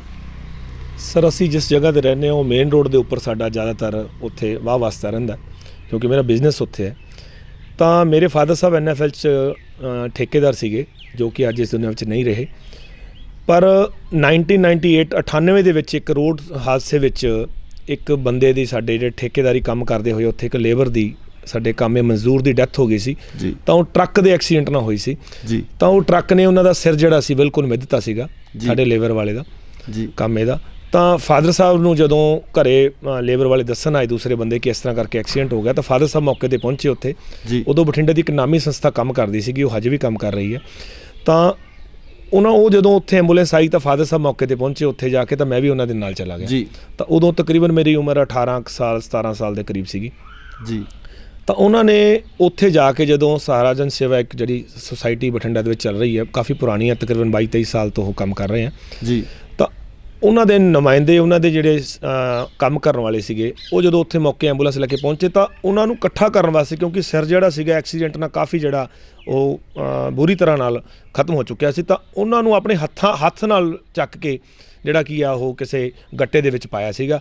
ਤਾਂ ਇੱਕ ਦਿਮਾਗ ਦੇ ਵਿੱਚ ਆ ਕੇ ਗੱਲ ਵੱਜੀ ਕਿ ਜਦੋਂ ਫਾਦਰ ਸਾਹਿਬ ਇਹ ਕੰਮ ਕਰ ਰਹੇ ਆ ਤਾਂ ਆਪਾਂ ਇਸ ਕੰਮ ਨੂੰ ਕਿਉਂ ਨਾ ਅੱਗੇ ਕਰੀਏ। ਮੈਂ ਫਾਦਰ ਸਾਹਿਬ ਨਾਲ ਆਪਣੇ ਗੱਲ ਕੀਤੀ ਤਾਂ ਫਾਦਰ ਸਾਹਿਬ ਨੇ ਕਿਹਾ ਵੀ ਇਨਸਾਨੀਅਤ ਹੀ ਸਭ ਤੋਂ ਵੱਡਾ ਧਰਮ ਹੈ, ਅਤੇ ਹਰੇਕ ਧਰਮ ਜਿਹੜਾ ਹੈ ਉਹ ਅਲੱਗ-ਅਲੱਗ ਤਰ੍ਹਾਂ ਦੀਆਂ ਜਿਹੜੀਆਂ ਸਿੱਖਿਆਵਾਂ ਦਿੰਦਾ ਹੈ, ਪਰ ਇਨਸਾਨੀਅਤ ਜਿਹੜਾ ਧਰਮ ਹੈ ਸਭ ਤੋਂ ਵੱਡੀ ਜਿਹੜਾ ਹੈ ਇਹ ਸਿੱਖਿਆ ਦਿੰਦਾ। ਜਿਸ ਤਰ੍ਹਾਂ ਦਾ ਅੱਜ ਸਮਾਜ ਦੇ ਵਿੱਚ ਹੋ ਰਿਹਾ, ਜਿਸ ਤਰ੍ਹਾਂ ਦੁਨੀਆਦਾਰੀ ਦੇ ਵਿੱਚ ਅੱਜ ਹਰ ਇੱਕ ਬੰਦਾ ਪੈਸੇ ਦੀ ਦੌੜ ਦੇ ਵਿੱਚ ਲੱਗਿਆ ਹੋਇਆ, ਤੁਸੀਂ ਕੀ ਸਮਝਦੇ ਹੋ ਕਿ ਜੋ ਇਨਸਾਨੀਅਤ ਹੈ, ਤੁਸੀਂ ਇਨਸਾਨੀਅਤ ਦੀ ਗੱਲ ਕੀਤੀ ਹੈ, ਤੁਸੀਂ ਮਨੁੱਖਤਾ ਦੀ ਗੱਲ ਕੀਤੀ ਹੈ, ਤੁਹਾਨੂੰ ਨਹੀਂ ਲੱਗਦਾ ਕਿ ਜਿਹੜੀ ਇਨਸਾਨੀਅਤ ਹੈ ਕਿਤੇ ਨਾ ਕਿਤੇ ਖਤਮ ਹੋ ਰਹੀ ਆ, ਜਾਂ ਲੋਕਾਂ ਦੇ ਵਿੱਚ ਜਿਹੜੀ ਨਿੱਜਤਾ ਨੂੰ ਲੈ ਕੇ ਜਿਹੜੇ ਇੰਟਰਸਟ ਆ ਉਹ ਵੱਧ ਰਿਹਾ, ਅਤੇ ਜਿਹੜੇ ਮਨੁੱਖਤਾ ਦੇ ਕਿਤੇ ਨਾ ਕਿਤੇ ਆਪਾਂ ਕਹਿ ਰਹੀਏ ਵੀ ਉਸ ਚੀਜ਼ ਤੋਂ ਪਾਸੇ ਵੱਲ ਜਾ ਰਹੇ ਨੇ? ਬਿਲਕੁਲ, ਪਰ ਇੱਥੇ ਮੈਂ ਇੱਕ ਗੱਲ ਜ਼ਰੂਰ ਕਹਿਣਾ ਚਾਹੂੰਗਾ ਕਿ ਪੈਸੇ ਦੀ ਦੌੜ ਹਰੇਕ ਬੰਦੇ ਨੂੰ ਹੈ। ਇੱਕ ਗੱਲ ਮੈਂ ਇੱਥੇ ਕਲੀਅਰ ਕਰ ਦੇਣਾ ਚਾਹੁੰਦਾ ਕਿ ਪੈਸਾ ਬਹੁਤ ਕੁਛ ਹੈ, ਪੈਸਾ ਸਭ ਕੁਝ ਨਹੀਂ ਹੈਗਾ ਜੀ। ਪੈਸੇ ਨਾਲ ਕੁਝ ਖਰੀਦਿਆ ਜਾ ਸਕਦਾ, ਕੁਛ ਇਨਸਾਨੀ ਜਿਹੜੇ ਰਿਸ਼ਤੇ ਹੈਗੇ ਹੈ, ਨਾਤੇ ਹੈਗੇ ਹੈ, ਔਰ ਜਿਹੜਾ ਪਿਆਰ ਹੈ ਉਹ ਜਿਹੜਾ ਪੈਸੇ ਨਾਲ ਨਹੀਂ ਖਰੀਦਿਆ ਜਾ ਸਕਦਾ। ਮੇਨ ਜਿਹੜੀ ਗੱਲ ਤੁਸੀਂ ਗੱਲ ਕੀਤੀ ਕਿ ਇਨਸਾਨੀਅਤ ਮਰਦੀ ਜਾ ਰਹੀ ਹੈ, ਤਾਂ ਕੁਛ ਜਿਵੇਂ ਦਹਾਕੇ ਦੀ ਗੱਲ ਕੀਤੀ ਹੈ, ਪਿਛਲੇ 10 ਦਹਾਕਿਆਂ, ਇੱਕ ਦਹਾਕੇ ਪਹਿਲਾਂ ਮਤਲਬ 10 ਸਾਲ ਪਹਿਲਾਂ ਦੀ ਜੇ ਆਪਾਂ ਗੱਲ ਨੂੰ ਕੀਤਾ ਜਾਵੇ ਤਾਂ ਉਸ ਨਾਲੋਂ ਹੁਣ ਬਹੁਤ ਜ਼ਿਆਦਾ ਫਰਕ ਪੈ ਚੁੱਕਿਆ, ਕਿਉਂਕਿ ਸਮਾਜ ਸੇਵੀ ਸੰਸਥਾਵਾਂ ਜਿਹੜੀਆਂ ਇਹ ਬਹੁਤ ਜ਼ਿਆਦਾ ਜ਼ੋਰ ਲਗਾ ਰਹੀਆਂ ਕਿ ਗੁਰਦੁਆਰਾ ਸਾਹਿਬ ਵੀ ਜਾਓ, ਮੰਦਿਰ ਵੀ ਜਾਓ, ਮਸੀਤ ਵੀ ਜਾਓ, ਮੱਥਾ ਜਿੱਥੇ ਮਰਜ਼ੀ ਟੇਕੋ, ਕਿਸੇ ਧਰਮ ਨੂੰ ਮਾੜਾ ਨਾ ਕਹੋ, ਸਭ ਧਰਮਾਂ ਦਾ ਸਤਿਕਾਰ ਕਰੋ, ਪਰ ਇਨਸਾਨੀਅਤ ਜਿਹੜਾ ਹੈ ਇਹ ਸ਼ਬਦ ਨਾ ਭੁੱਲੋ, ਕਿਉਂਕਿ ਇਨਸਾਨੀਅਤ ਤੋਂ ਬਾਅਦ ਹੀ ਧਰਮ ਜਿਹੜੇ ਆ ਉਹ ਸ਼ੁਰੂ ਹੁੰਦੇ ਆ। ਔਰ ਪਿਛਲੇ ਦਹਾਕਿਆਂ ਨਾਲੋਂ ਹੁਣ ਜਿਹੜਾ ਦਹਾਕਾ ਜਿਹੜਾ ਹੁਣ ਚੱਲ ਰਿਹਾ ਹੈ, ਮੈਨੂੰ ਲੱਗਦਾ ਵੀ 2025 ਤੱਕ ਤੁਸੀਂ ਦੇਖੋਗੇ ਕਿ ਬਹੁਤ ਜ਼ਿਆਦਾ ਲੋਕ ਜਿਹੜੇ ਹੈ ਉਹ ਇਨਸਾਨੀਅਤ ਨੂੰ ਪਿਆਰ ਕਰਨਗੇ। ਔਰ ਜਿਹੜੀ ਤੁਸੀਂ ਗੱਲ ਕੀਤੀ ਕਿ ਇਨਸਾਨੀਅਤ ਖਤਮ ਹੁੰਦੀ ਜਾ ਰਹੀ ਹੈ, ਤਾਂ ਉਹ ਹਰੇਕ ਕਿਸੇ ਵੀ ਫੀਲਡ ਦੇ ਵਿੱਚ ਦੇਖ ਲਓ, 100% ਕਿਤੇ ਵੀ ਕੁਝ ਗੱਲ ਪੂਰੀ ਨਹੀਂ ਹੁੰਦੀ, ਤਾਂ 10% ਅਜਿਹੇ ਲੋਕ ਹੋਣ ਜਿਨ੍ਹਾਂ ਨੂੰ ਆਪਾਂ ਨੂੰ ਛੱਡ ਕੇ ਹੀ ਤੁਰਨਾ ਪੈਣਾ। ਮਾੜੇ ਅਨਸਰ ਜਿਹੜੇ ਹੈ ਉਹ 10% ਹੀ ਹੁੰਦੇ ਆ, ਉਹ 90 ਜਿਹੜੇ ਬੰਦੇ ਹੁੰਦੇ ਆ ਉਹਨਾਂ ਨੂੰ ਉਹ ਖਰਾਬ ਕਰਨ ਦੀ ਕੋਸ਼ਿਸ਼ ਕਰਦੇ ਆ। ਅਤੇ ਮੈਨੂੰ ਨਹੀਂ ਲੱਗਦਾ ਇਨਸਾਨੀਅਤ ਮਰੀ ਹੈ। ਇਨਸਾਨੀਅਤ ਸ਼ਰਮਨਾਕ ਜ਼ਰੂਰ ਹੋ ਜਾਂਦੀ ਹੈ, ਪਰ ਉਹਨਾਂ ਨੂੰ ਸਹੀ ਕਰਨ ਵਾਸਤੇ ਵੀ ਜਿਹੜੇ ਉਪਰਾਲੇ ਦਿਨ ਬ ਦਿਨ ਕੀਤੇ ਜਾ ਰਹੇ ਹਨ ਜੀ। ਜੇ ਆਪਾਂ ਗੱਲ ਕਰੀਏ ਕਿ ਤੁਸੀਂ ਜਿਸ ਤਰ੍ਹਾਂ ਸਨੇਕ ਕੈਚਿੰਗ ਵੀ ਕਰਦੇ ਹੋ, ਕਿਉਂਕਿ ਤੁਸੀਂ ਖੁਦ ਇੱਕ ਪਰਿਵਾਰਕ ਹੋ, ਤੁਹਾਡੇ ਬੱਚੇ ਨੇ, ਹੈ ਨਾ, ਅਤੇ ਇਹ ਜਿਹੜਾ ਸਨੇਕ ਕੈਚਿੰਗ ਦਾ ਕੰਮ ਆ ਬਹੁਤ ਮੁਸ਼ਕਿਲ ਭਰਿਆ ਕੰਮ ਆ, ਬਹੁਤ ਜੋਖਿਮ ਭਰਿਆ ਕੰਮ ਆ। ਆਪਾਂ ਪਿੱਛੇ ਜੇ ਦੇਖਿਆ ਕਿ ਇੱਕ ਸਮਾਜ ਸੇਵੀ ਵਿਕਰਮ ਜਿਹੜੇ ਮਲੋਟ ਤੋਂ ਸੀਗੇ, ਉਹ ਇੱਕ ਸੱਪ ਦੇ ਕੱਟਣ ਨਾਲ ਉਹਨਾਂ ਨੂੰ ਜ਼ਿੰਦਗੀ ਤੋਂ ਹੱਥ ਧੋਣੇ ਪਏ। ਤੋ ਕਿਤੇ ਨਾ ਕਿਤੇ ਤੁਹਾਡੇ ਪਰਿਵਾਰ ਵੱਲੋਂ, ਤੁਹਾਡੇ ਪੇਰੈਂਟਸ ਵੱਲੋਂ, ਤੁਹਾਡੀ ਮਿਸਿਜ਼ ਵੱਲੋਂ ਕਿਤੇ ਇਸ ਚੀਜ਼ ਤੋਂ ਤੁਹਾਨੂੰ ਰੋਕਿਆ ਜਾਂਦਾ ਹੋਵੇ ਕਿ ਤੁਸੀਂ ਇਸ ਤਰ੍ਹਾਂ ਦਾ ਜਿਹੜਾ ਜੋਖਿਮ ਭਰਿਆ ਕੰਮ ਹੈ ਜਾਂ ਉਹ ਨਾ ਕਰੋ, ਜਾਂ ਕੀ ਇਹਦੇ ਬਾਰੇ ਤੁਸੀਂ ਕੀ ਦੱਸੋ? ਬਿਲਕੁਲ ਗੁਰਿਕਵਾਲ ਜੀ, ਤੁਸੀਂ ਗੱਲ ਕੀਤੀ ਕਿ ਸਨੇਕ ਕੈਚਿੰਗ ਦਾ ਕੰਮ ਹੈ ਤਾਂ ਬੜਾ ਜਿਹੜਾ ਖਤਰਨਾਕ ਕੰਮ ਹੈ, ਪਰ ਸਮਾਜ ਦੇ ਵਿੱਚ ਖਤਰਾ ਲੈ ਤੋਂ ਬਿਨਾਂ ਕੋਈ ਵੀ ਕੰਮ ਜਿਹੜਾ ਸਫਲ ਨਹੀਂ ਹੁੰਦਾ, ਇਹ ਅਕਸਰ ਹੀ ਦੇਖਿਆ ਗਿਆ। ਪਰ ਜਿੱਥੇ ਤੱਕ ਸਨੇਕ ਕੈਚਿੰਗ ਦੀ ਗੱਲ ਹੈ, ਤਾਂ ਮੇਰੇ ਮਦਰ ਔਰ ਫਾਦਰ ਇਸ ਟਾਈਮ ਜਿਹੜੇ ਹੈ ਦੁਨੀਆ 'ਚ ਨਹੀਂ ਹੈਗੇ, ਪਰ ਉਹਨਾਂ ਨੇ ਜਿਉਂਦੇ ਜੀ ਵੀ ਮੈਨੂੰ, ਜਦੋਂ ਮੈਂ ਸਨੇਕ ਪਕੜਨ ਦੀ ਸਾਨੂੰ ਕਾਲ ਆਉਂਦੀ, ਤਾਂ ਅਸੀਂ ਰਾਤਾਂ ਨੂੰ ਵੀ 12-12 1-1 ਵਜੇ ਤੱਕ ਉੱਠ ਕੇ ਜਾਂਦੇ, ਤਾਂ ਉਹਨਾਂ ਦੇ ਮਨ ਦੇ ਵਿੱਚ ਧੜਕੂ ਲੱਗਿਆ ਰਹਿੰਦਾ ਵੀ ਮੁੰਡਾ ਵਾਪਸ ਆਊਗਾ ਕਿ ਨਹੀਂ ਆਊਗਾ ਜੀ। ਤਾਂ ਇੱਕ ਮਾਂ ਦਾ ਔਰ ਫਾਦਰ ਸਾਹਿਬ ਦਾ ਜਿਹੜਾ ਦਰਦ ਹੈ ਉਹ ਇੱਕ ਜਿਹੜਾ ਮਾਂ ਪਿਓ ਹੀ ਜਾਣ ਸਕਦੇ ਆ ਜੀ। ਅਤੇ ਮੇਰੇ ਜਿੱਥੇ ਤੱਕ ਮੇਰੀ ਵਾਈਫ ਦਾ ਗੱਲ ਹੈ ਕਿ ਵਾਈਫ ਅੱਜ ਵੀ ਮੰਨ ਲਓ ਜਦੋਂ ਕੋਈ ਕੇਸ ਆਉਂਦਾ ਸਾਡੇ ਕੋਲ ਜੀ ਸੱਪ ਪਕੜਨ ਦਾ, ਤਾਂ ਉਹ ਪਹਿਲੀ ਘੰਟੀ ਸੁਣਨ ਤੋਂ ਬਾਅਦ ਹੀ ਇਹ ਗੱਲ ਕਹਿ ਦਿੰਦੇ ਵੀ ਸੱਪ ਫੜਨ ਚੱਲਿਓ ਤਾਂ ਪਲੀਜ਼ ਨਾ ਜਾਓ, ਕਿਉਂਕਿ ਪਿੱਛੇ ਪਰਿਵਾਰ ਦੇ ਵਿੱਚ ਮੇਰੀ ਵਾਈਫ ਤੋਂ ਮੇਰੇ 2 ਬੇਟੀਆਂ ਰਹਿ ਗਈਆਂ। ਪਰ ਫਿਰ ਵੀ ਅਸੀਂ ਇਹ ਕਹਿੰਦੇ ਹਾਂ ਕਿ ਅਸੀਂ ਹੁਣ ਜਿਹੜਾ ਹੈ ਸਨੇਕ ਕੈਚਿੰਗ ਦਾ ਕੰਮ ਹੈ ਉਹ ਹੱਥ ਨਾਲ ਬਹੁਤ ਘੱਟ ਪਕੜਦੇ। ਜਿਹੜੇ ਸੱਪਾਂ ਦੇ ਵਿੱਚ ਜ਼ਹਿਰ ਨਹੀਂ ਹੁੰਦਾ ਸਾਨੂੰ ਪਤਾ ਹੈ, ਉਹ ਅਸੀਂ ਹੱਥ ਪਾ ਲੈਂਦੇ ਹਾਂ, ਪਰ ਜਿਹੜੇ ਸੱਪਾਂ ਦੇ ਵਿੱਚ ਜ਼ਹਿਰ ਜ਼ਿਆਦਾ ਹੁੰਦਾ, ਜਿਵੇਂ ਬਲੈਕ ਕੋਬਰਾ ਹੋ ਗਿਆ, ਬਰਾਊਨ ਕੋਬਰਾ ਹੋ ਗਿਆ, ਪਦਮ ਕੋਬਰਾ ਹੋ ਗਿਆ, ਸਪੈਕਟੀਕਲ ਕੋਬਰਾ ਜਿਹਨੂੰ ਕਹਿ ਦਿੰਦੇ ਆਪਾਂ ਜੀ। ਉਹ ਚੀਜ਼ ਜਦੋਂ ਪਕੜਦੇ ਹਾਂ ਤਾਂ ਅਸੀਂ ਸਨੇਕ ਕੈਚਿੰਗ ਕਿੱਟ ਜਿਹੜੀਆਂ ਸਾਡੇ ਕੋਲ ਹੈਗੀਆਂ ਉਹ ਤਕਰੀਬਨ 3 ਕਿੱਟਾਂ ਸਾਡੇ ਕੋਲੇ ਸਾਡੇ ਸਾਰੇ ਜਿਹੜੇ ਮੈਂਬਰਸ ਹੈ ਉਹਦੇ ਨਾਲ ਹੀ ਪਕੜਦੇ ਹਾਂ ਤਾਂ ਕਿ ਸੇਫਟੀ ਨਾਲ ਸੱਪ ਨੂੰ ਪਕੜਿਆ ਜਾਵੇ, ਉਹ ਸੇਫ ਤਰੀਕੇ ਨਾਲ ਹੀ ਛੱਡਿਆ। ਇਹ ਤੁਸੀਂ ਕਿਤੋਂ ਸਿੱਖਿਆ ਵੀ ਹੈ ਜੇ ਇਹਦੀ ਤੁਸੀਂ ਕਿਤੋਂ ਕੋਈ ਟ੍ਰੇਨਿੰਗ ਵੀ ਲਈ ਹੈ ਜਿਸ ਤਰ੍ਹਾਂ ਦਾ, ਕਿਉਂਕਿ ਤੁਸੀਂ ਕੰਮ ਕਰਦੇ ਹੋ, ਤੁਸੀਂ ਕਿਟਸ ਬਾਰੇ ਦੱਸਿਆ, ਸਨੇਕਸ ਦੀ ਨਸਲਾਂ ਬਾਰੇ ਤੁਸੀਂ ਜਾਣਕਾਰੀ ਰੱਖਦੇ ਹੋ, ਇਹਦੀ ਕੁਛ ਤੁਸੀਂ ਪ੍ਰੋਪਰ ਕੋਈ ਟ੍ਰੇਨਿੰਗ ਵੀ ਕਿਤੋਂ ਲਈ? ਟ੍ਰੇਨਿੰਗ ਤਾਂ ਨਹੀਂ ਲਈ, ਪਰ ਡਿਸਕਵਰੀ 'ਤੇ ਅਸੀਂ ਜ਼ਿਆਦਾ ਮੇਰਾ ਸ਼ੌਂਕ ਸੀਗਾ ਡਿਸਕਵਰੀ ਦੇਖਣਾ, ਤਾਂ ਡਿਸਕਵਰੀ ਤੋਂ ਅਸੀਂ ਇੰਸਪਾਇਰ ਹੋਏ ਸੀ। ਔਰ ਇੱਕ ਮੇਰੇ ਪਰਮ ਮਿੱਤਰ ਹੈ ਮਨੀਸ਼ ਪ੍ਰਸਾਦ ਜੀ, ਉਹ ਕਾਫੀ ਜਿਹੜਾ ਹੈਗਾ ਇਹਨੇ ਸਨੇਕਸ ਦੇ ਬਾਰੇ ਕਾਫੀ ਜਾਣਕਾਰੀ ਰੱਖਦੇ ਆ, ਤਾਂ ਉਹਨਾਂ ਨਾਲ ਜਦੋਂ ਡਿਸਕਸ ਹੋਈ ਤਾਂ ਇੱਕ ਵਾਰ ਅਸੀਂ ਸੱਪ ਦਾ ਸਾਨੂੰ ਵੈਸੇ ਹੀ ਕਾਲ ਆ ਗਈ ਕਿਸੇ ਬੰਦੇ ਦੀ ਕਿ ਸਾਡੇ ਘਰੇ ਕੋਈ ਜ਼ਹਿਰੀਲਾ ਜਾਨਵਰ ਆ ਗਿਆ ਅਤੇ ਕੀ ਕੋਈ ਸੁਸਾਇਟੀ ਹੈਗੀ ਜਿਹੜੀ ਪਕੜਦੀ ਹੈ। ਤਾਂ ਅਸੀਂ ਜਦੋਂ ਉੱਥੇ ਗਏ ਤਾਂ ਜਾ ਕੇ ਦੇਖਿਆ ਕਿ ਉੱਥੇ ਸਨੇਕ ਸੀਗਾ ਅਤੇ ਅਸੀਂ ਬਹੁਤ ਹੀ ਡਰ ਨਾਲ ਉਸ ਸੱਪ ਨੂੰ ਪਕੜਿਆ। ਅਤੇ ਉਸ ਤੋਂ ਬਾਅਦ ਇੱਕ ਸੋਚ ਬਣਾ ਲਈ ਕਿ ਜੇ ਅੱਜ ਅਸੀਂ ਇੱਕ ਸੱਪ ਪਕੜ ਸਕਦੇ ਹਾਂ ਤਾਂ ਅਸੀਂ ਬਠਿੰਡਾ ਦੇ ਵਿੱਚ ਕਿਤੇ ਵੀ ਸਰਾਊਂਡਿੰਗ ਏਰੀਆ 30-40 ਕਿਲੋਮੀਟਰ ਦੇ ਏਰੀਆ ਵਿੱਚ ਵੀ ਕਿਸੇ ਦੇ ਘਰੇ ਸੱਪ ਆਊਗਾ ਤਾਂ ਅਸੀਂ ਉਹ ਪਕੜਨ ਜਾਵਾਂਗੇ। ਤਾਂ ਉਹਨਾਂ ਦਾ ਜਿਹੜਾ ਸਾਡੇ ਨਾਲ ਸਹਿਯੋਗ ਮਨੀਸ਼ ਪ੍ਰਸਾਦ ਜੀ ਦਾ ਸਾਡੇ ਨਾਲ ਬਹੁਤ ਹੈ, ਕਿਉਂਕਿ ਉਹ ਡਿਸਕਵਰੀ ਤੋਂ ਕੁਛ ਨਾ ਕੁਛ ਕੱਢਦੇ ਰਹਿੰਦੇ, ਕਿਉਂਕਿ ਸੱਪਾਂ ਦੇ ਨਾਮ ਪਤਾ ਕਰਨੇ ਜਾਂ ਕੁਛ ਹੈ ਤਾਂ ਤੁਸੀਂ ਅੱਜ ਤੁਹਾਡੇ ਕੋਲ ਗੂਗਲ ਹੈਗਾ, ਤੁਸੀਂ ਗੂਗਲ ਕਰੋ, ਨਾਲ ਦੀ ਨਾਲ ਉਸ ਤੋਂ ਪਤਾ ਲੱਗਦਾ ਵੀ ਕਿੰਨਾ ਵੈਨਮ ਉਹਦੇ 'ਚ ਕਿੰਨਾ ਜ਼ਹਿਰ ਹੈਗਾ ਕਿ ਨਹੀਂ ਹੈਗਾ। ਉਸ ਹਿਸਾਬ ਨਾਲ ਹੀ ਅਸੀਂ ਜਿਹੜਾ ਅੱਗੇ ਕੰਮ ਕਰ ਰਹੇ ਹਾਂ। ਜੇ ਅਗਲੀ ਗੱਲ ਕਰੀਏ, ਜਿਸ ਤਰ੍ਹਾਂ ਕਿ ਤੁਸੀਂ ਇੱਕ ਪਿਛਲੇ ਸਮੇਂ ਦੌਰਾਨ ਸਾਨੂੰ ਪਤਾ ਲੱਗਿਆ ਕਿ ਤੁਸੀਂ 5000 ਬੂਟ ਹੈ ਜਿਹੜਾ ਗਰੀਬ ਸਕੂਲਾਂ ਦੇ ਜਿਹੜੇ ਬੱਚਿਆਂ ਨੂੰ ਪਹਿਨਾ ਚੁੱਕੇ ਹੋ, ਉਸ ਮੁਹਿੰਮ ਬਾਰੇ ਜਾਣਕਾਰੀ ਦਿਓ ਕਿ ਉਹਦਾ ਜਿਹੜਾ ਤੁਹਾਨੂੰ ਫੰਡਿੰਗ ਆ ਉਹ ਕਿਸ ਤਰ੍ਹਾਂ ਹੋਈ, ਇਸ ਨੂੰ ਮੁਹਿੰਮ ਨੂੰ ਪੂਰਾ ਕਰਨ ਦੇ ਵਿੱਚ ਤੁਹਾਨੂੰ ਕਿੰਨਾ ਸਮਾਂ ਲੱਗਿਆ, ਇਹਦੇ ਬਾਰੇ ਜਾਣਕਾਰੀ ਦਿਓ। ਜੀ, ਜਿਵੇਂ ਹੁਣ ਤੁਸੀਂ ਦੇਖ ਸਕਦੇ ਹੋ ਕਿ ਇਸ ਟਾਈਮ ਦਸੰਬਰ ਜਿਹੜਾ ਹੈ ਮਿਡ ਆ ਚੁੱਕਿਆ ਜੀ, ਤਾਂ ਇਸ ਸਮੇਂ ਤੋਂ ਲੈ ਕੇ ਮਾਰਚ ਤੱਕ ਜ਼ਿਆਦਾਤਰ ਜਿਹੜੀ ਠੰਡ ਪੰਜਾਬ ਦੇ ਵਿੱਚ ਜਿਹੜੀ ਆਪਣੀ ਇੰਡੀਆ ਵਿੱਚ ਪੈਂਦੀ ਹੈ ਜੀ। ਅਤੇ ਜਦੋਂ ਅਸੀਂ ਪਿਛਲੇ ਸਾਲ ਇਹ ਦੇਖਿਆ ਕਿ ਅਸੀਂ ਪਿਛਲੇ ਸਾਲ ਜੂਨ ਜੁਲਾਈ ਦੇ ਵਿੱਚ ਇਹ ਦੇਖਿਆ ਕਿ ਹੁਣ ਬੱਚਿਆਂ ਨੂੰ ਗਰਮੀ ਦੇ ਵਿੱਚ ਜਿਹੜਾ ਹੈ ਪੈਰ ਜਿਹੜੇ ਆ ਉਹਨਾਂ ਦੇ ਤਪਦੇ ਹੈ, ਤਾਂ ਜੋ ਠੰਡ ਆਊਗੀ ਤਾਂ ਕਿੰਨਾ ਜ਼ਿਆਦਾ ਮਤਲਬ ਇਹਨਾਂ ਨੂੰ ਪ੍ਰੋਬਲਮ ਆਉਂਦੀ ਹੋਊਗੀ। ਤਾਂ ਬੱਚੇ ਸਕੂਲਾਂ ਦੇ ਵਿੱਚ ਖਾਸ ਕਰ ਸਰਕਾਰੀ ਸਕੂਲ ਜਿਹੜੇ ਹੈਗੇ ਐਲੀਮੈਂਟਰੀ ਸਕੂਲ ਛੋਟੇ ਜਿਹੜਾ ਸਕੂਲ ਹੈਗਾ ਜੀ, ਉਹਦੇ ਵਿੱਚ ਬੱਚਿਆਂ ਨੂੰ ਜਦੋਂ ਅਸੀਂ ਨੰਗੇ ਪੈਰ ਗਰਮੀ ਦੇ ਵਿੱਚ ਦੇਖਿਆ ਤਾਂ ਅਸੀਂ ਦੇਖਿਆ ਵੀ ਉਹਨਾਂ ਨੂੰ ਠੰਡ ਵੀ ਉਸੇ ਤਰੀਕੇ ਨਾਲ ਹੀ ਲੱਗਦੀ ਹੈ। ਬਿਲਕੁਲ ਜੀ, ਬਿਲਕੁਲ। ਤਾਂ ਅਸੀਂ ਇੱਕ ਸੁਸਾਇਟੀ ਵੱਲੋਂ ਇੱਕ ਮੀਟਿੰਗ ਕੀਤੀ ਤਾਂ ਉਹਦੇ ਵਿੱਚ ਅਸੀਂ ਆਪਦੇ ਜਿਹੜੀ ਸਾਡੀ 15 ਮੈਂਬਰ ਕਮੇਟੀ ਹੈ ਉਹਦੇ ਵਿੱਚ ਅਸੀਂ ਇੱਕ ਫੈਸਲਾ ਲਿਆ ਕਿ ਅਸੀਂ ਬੱਚਿਆਂ ਨੂੰ ਸ਼ੂਜ਼ ਦੇਣੇ ਆ ਜੀ। ਤਾਂ ਪੰਜਾਬ ਦੀ ਕੋਈ ਇੱਕ ਸੰਸਥਾ ਹੈਗੀ ਆ ਜਿਹੜੀ ਕਿ ਸ਼ੂਜ਼ ਦੇਣ ਦਾ ਜਿਹੜਾ ਕਾਫੀ ਦੇਰ ਤੋਂ ਉਪਰਾਲਾ ਕਰ ਰਹੀ ਹੈ। ਅਸੀਂ ਉਹਨਾਂ ਨਾਲ ਕੰਟੈਕਟ ਕੀਤਾ ਵੀ ਤੁਸੀਂ ਸ਼ੂਜ਼ ਕਿੱਥੋਂ ਲੈਂਦੇ ਹੋ ਔਰ ਕਿਵੇਂ ਇਸ ਦਾ ਕੰਮ ਹੁੰਦਾ। ਅਸੀਂ ਉਹਨਾਂ ਤੋਂ ਥੋੜ੍ਹੀ ਸੇਧ ਲੈ ਕੇ ਤਾਂ ਉਸ ਤੋਂ ਬਾਅਦ ਅਸੀਂ ਜਿਹੜਾ ਸਕੂਲ ਦੇ ਵਿੱਚ ਜਿਹੜਾ ਪਹਿਲਾ ਅਸੀਂ ਸਕੂਲ ਲਿਆ ਉਹ ਬਠਿੰਡਾ ਦੇ ਸਿਵੀਆਂ ਸਕੂਲ ਹੈ, ਐਲੀਮੈਂਟਰੀ ਸਕੂਲ ਹੈਗਾ, ਨਾਲ ਹੀ ਉਹਦੇ ਹਾਈ ਸਕੂਲ ਹੈ, ਮਿਡਲ ਸਕੂਲ ਹੈ। ਤਾਂ ਉੱਥੇ ਅਸੀਂ ਜਾ ਕੇ ਜਿਹੜਾ ਸ਼ੂਜ਼ ਦਾ ਕੰਮ ਕੀਤਾ। ਆਪਣੇ ਮਾਣਯੋਗ SDM ਮੈਡਮ ਸਾਕਸ਼ੀ ਸਾਨੀ ਜੀ ਨੇ ਉਹਦਾ ਸਾਡਾ ਜਿਹੜਾ ਇਨੈਗੋਰੇਸ਼ਨ ਕੀਤੀ ਸੀਗੀ। ਤਾਂ ਸਾਨੂੰ ਜਿਹੜੀ ਫੰਡਿੰਗ ਦੀ ਗੱਲ ਹੈਗੀ ਹੈ ਤਾਂ ਹੁਣ ਤੱਕ ਅਸੀਂ ਜਿਹੜਾ ਤਕਰੀਬਨ ਗੱਲ ਕੀਤੀ ਜਾਵੇ, ਕਿਉਂਕਿ ਆਂਕੜੇ ਦੇ ਮੁਤਾਬਕ ਗੱਲ ਕੀਤੀ ਜਾਵੇ ਤਾਂ ਕਈ ਵਾਰ 5 ਸ਼ੂਟ ਘੱਟ ਵੀ ਜਾਂਦਾ, 5 ਵੱਧ ਵੀ ਜਾਂਦੇ ਆ, ਤਾਂ ਤਕਰੀਬਨ 5000 ਸ਼ੂਜ਼ ਅਸੀਂ ਬੱਚਿਆਂ ਨੂੰ ਜਿਹੜੀ ਹੈ ਪਿਛਲੇ ਸਾਲ ਵਿੱਚ ਅਸੀਂ ਪਵਾ ਚੁੱਕੇ ਹਾਂ। ਕਿੰਨਾ ਮੁਸ਼ਕਲਾਂ ਦਾ ਤੁਹਾਨੂੰ ਸਾਹਮਣਾ ਕਰਨਾ ਪਿਆ, ਕਿੰਨਾ ਦਿੱਕਤਾਂ ਦਾ ਤੁਹਾਨੂੰ ਇਸ ਚੀਜ਼ ਨੂੰ 5000 ਸ਼ੂਜ਼, ਕਿਉਂਕਿ ਥੋੜ੍ਹੀ ਗਿਣਤੀ ਨਹੀਂ ਹੁੰਦੀ, ਇਹਨਾਂ ਨੂੰ ਪੂਰਾ ਕਰਨ ਦੇ ਵਿੱਚ ਕਿਹੜੀਆਂ ਸਮੱਸਿਆਵਾਂ ਤੁਹਾਨੂੰ ਆਈਆਂ? ਸਭ ਤੋਂ ਪਹਿਲਾਂ ਤਾਂ ਜੀ ਜਿਹੜੀ ਗੱਲ ਕੀਤੀ ਜਾਂਦੀ ਹੈ ਕਿ ਫੰਡਿੰਗ ਦੀ ਗੱਲ ਹੁੰਦੀ ਹੈ। ਤਾਂ ਜੇ ਫੰਡਿੰਗ ਦੀ ਗੱਲ ਕੀਤੀ ਜਾਵੇ ਤਾਂ ਬਠਿੰਡਾ ਦੇ ਵਿੱਚ, ਪੰਜਾਬ ਦੇ ਵਿੱਚ ਇਸ ਤਰ੍ਹਾਂ ਦਾ ਜਿਹੜਾ ਹੁਣ ਅੱਜ ਦੀ ਜਿਹੜੀ ਸੈਨੇਰੀਓ ਜਿਹੜਾ ਚੱਲ ਰਿਹਾ ਉਹ ਇਹ ਚੱਲ ਰਿਹਾ ਹੈ ਕਿ ਸੰਸਥਾਵਾਂ ਪੈਸੇ ਲੈ ਲੈਂਦੀਆਂ ਔਰ ਕੰਮ ਨਹੀਂ ਕਰਦੀਆਂ। ਤਾਂ ਹੌਲੇ ਹੌਲੇ ਰੁਝਾਨ ਜਿਹੜਾ ਉਹ ਡਾਊਨ ਨੂੰ ਆ ਰਿਹਾ ਸੀ, ਨੀਵਾਂ ਆ ਰਿਹਾ ਸੀ। ਪਰ ਇੱਕ ਸੰਸਥਾ, ਚਾਹੇ ਉਹ ਸਾਡੀ ਸੰਸਥਾ ਚਾਹੇ ਕੋਈ ਵੀ ਸੰਸਥਾ ਹੈ, ਉਹਦੇ ਕੰਮ ਕਰਨ ਦਾ ਅਲੱਗ-ਅਲੱਗ ਤਰੀਕਾ ਹੁੰਦਾ ਜੀ। ਸੰਸਥਾਵਾਂ ਫੰਡ ਲੈ ਕੇ ਉਹ ਫੰਡ ਨੂੰ ਯੂਟੀਲਾਈਜ਼ ਕਿਸ ਤਰੀਕੇ ਨਾਲ ਕਰਦੀਆਂ ਉਹਨਾਂ ਦਾ ਆਪ ਦਾ ਇੰਟਰਨਲੀ ਮੈਟਰ ਹੈ ਜੀ। ਪਰ ਅਸੀਂ ਇਹ ਗੱਲ ਕਹਿੰਦੇ ਹਾਂ ਕਿ ਜਿਹਦੇ ਸਾਨੂੰ ਕੋਈ ਬੰਦਾ 5000 ਰੁਪਇਆ ਵੀ ਕੋਈ ਸ਼ੂਜ਼ ਦੇ ਦਿੰਦਾ ਤਾਂ ਅਸੀਂ ਸ਼ੂਜ਼ ਦੇ ਜਿਹੜੇ ਪੈਸੇ ਆ ਜਿੱਤੋਂ ਅਸੀਂ ਵੈਂਡਰ ਜਿਹੜੇ ਤੋਂ ਅਸੀਂ ਸ਼ੂਜ਼ ਖਰੀਦਦੇ ਹਾਂ ਅਸੀਂ ਉਹਨਾਂ ਦਾ ਅਕਾਊਂਟ ਨੰਬਰ ਉਹਨਾਂ ਨੂੰ WhatsApp ਕਰ ਦਿੰਦੇ ਹਾਂ ਜਾਂ ਉਹਨਾਂ ਨੂੰ ਮੇਲ ਕਰ ਦਿੰਦੇ ਹਾਂ। ਉਹ ਸਿੱਧਾ ਪੈਸਾ ਜਿਹੜਾ ਹੈ ਉਸ ਅਕਾਊਂਟ ਦੇ ਵਿੱਚ ਪਾ ਦਿੰਦੇ ਆ। ਅਸੀਂ ਉਹਨਾਂ ਤੋਂ ਸ਼ੂਜ਼ ਲੈ ਲੈਂਦੇ ਹਾਂ।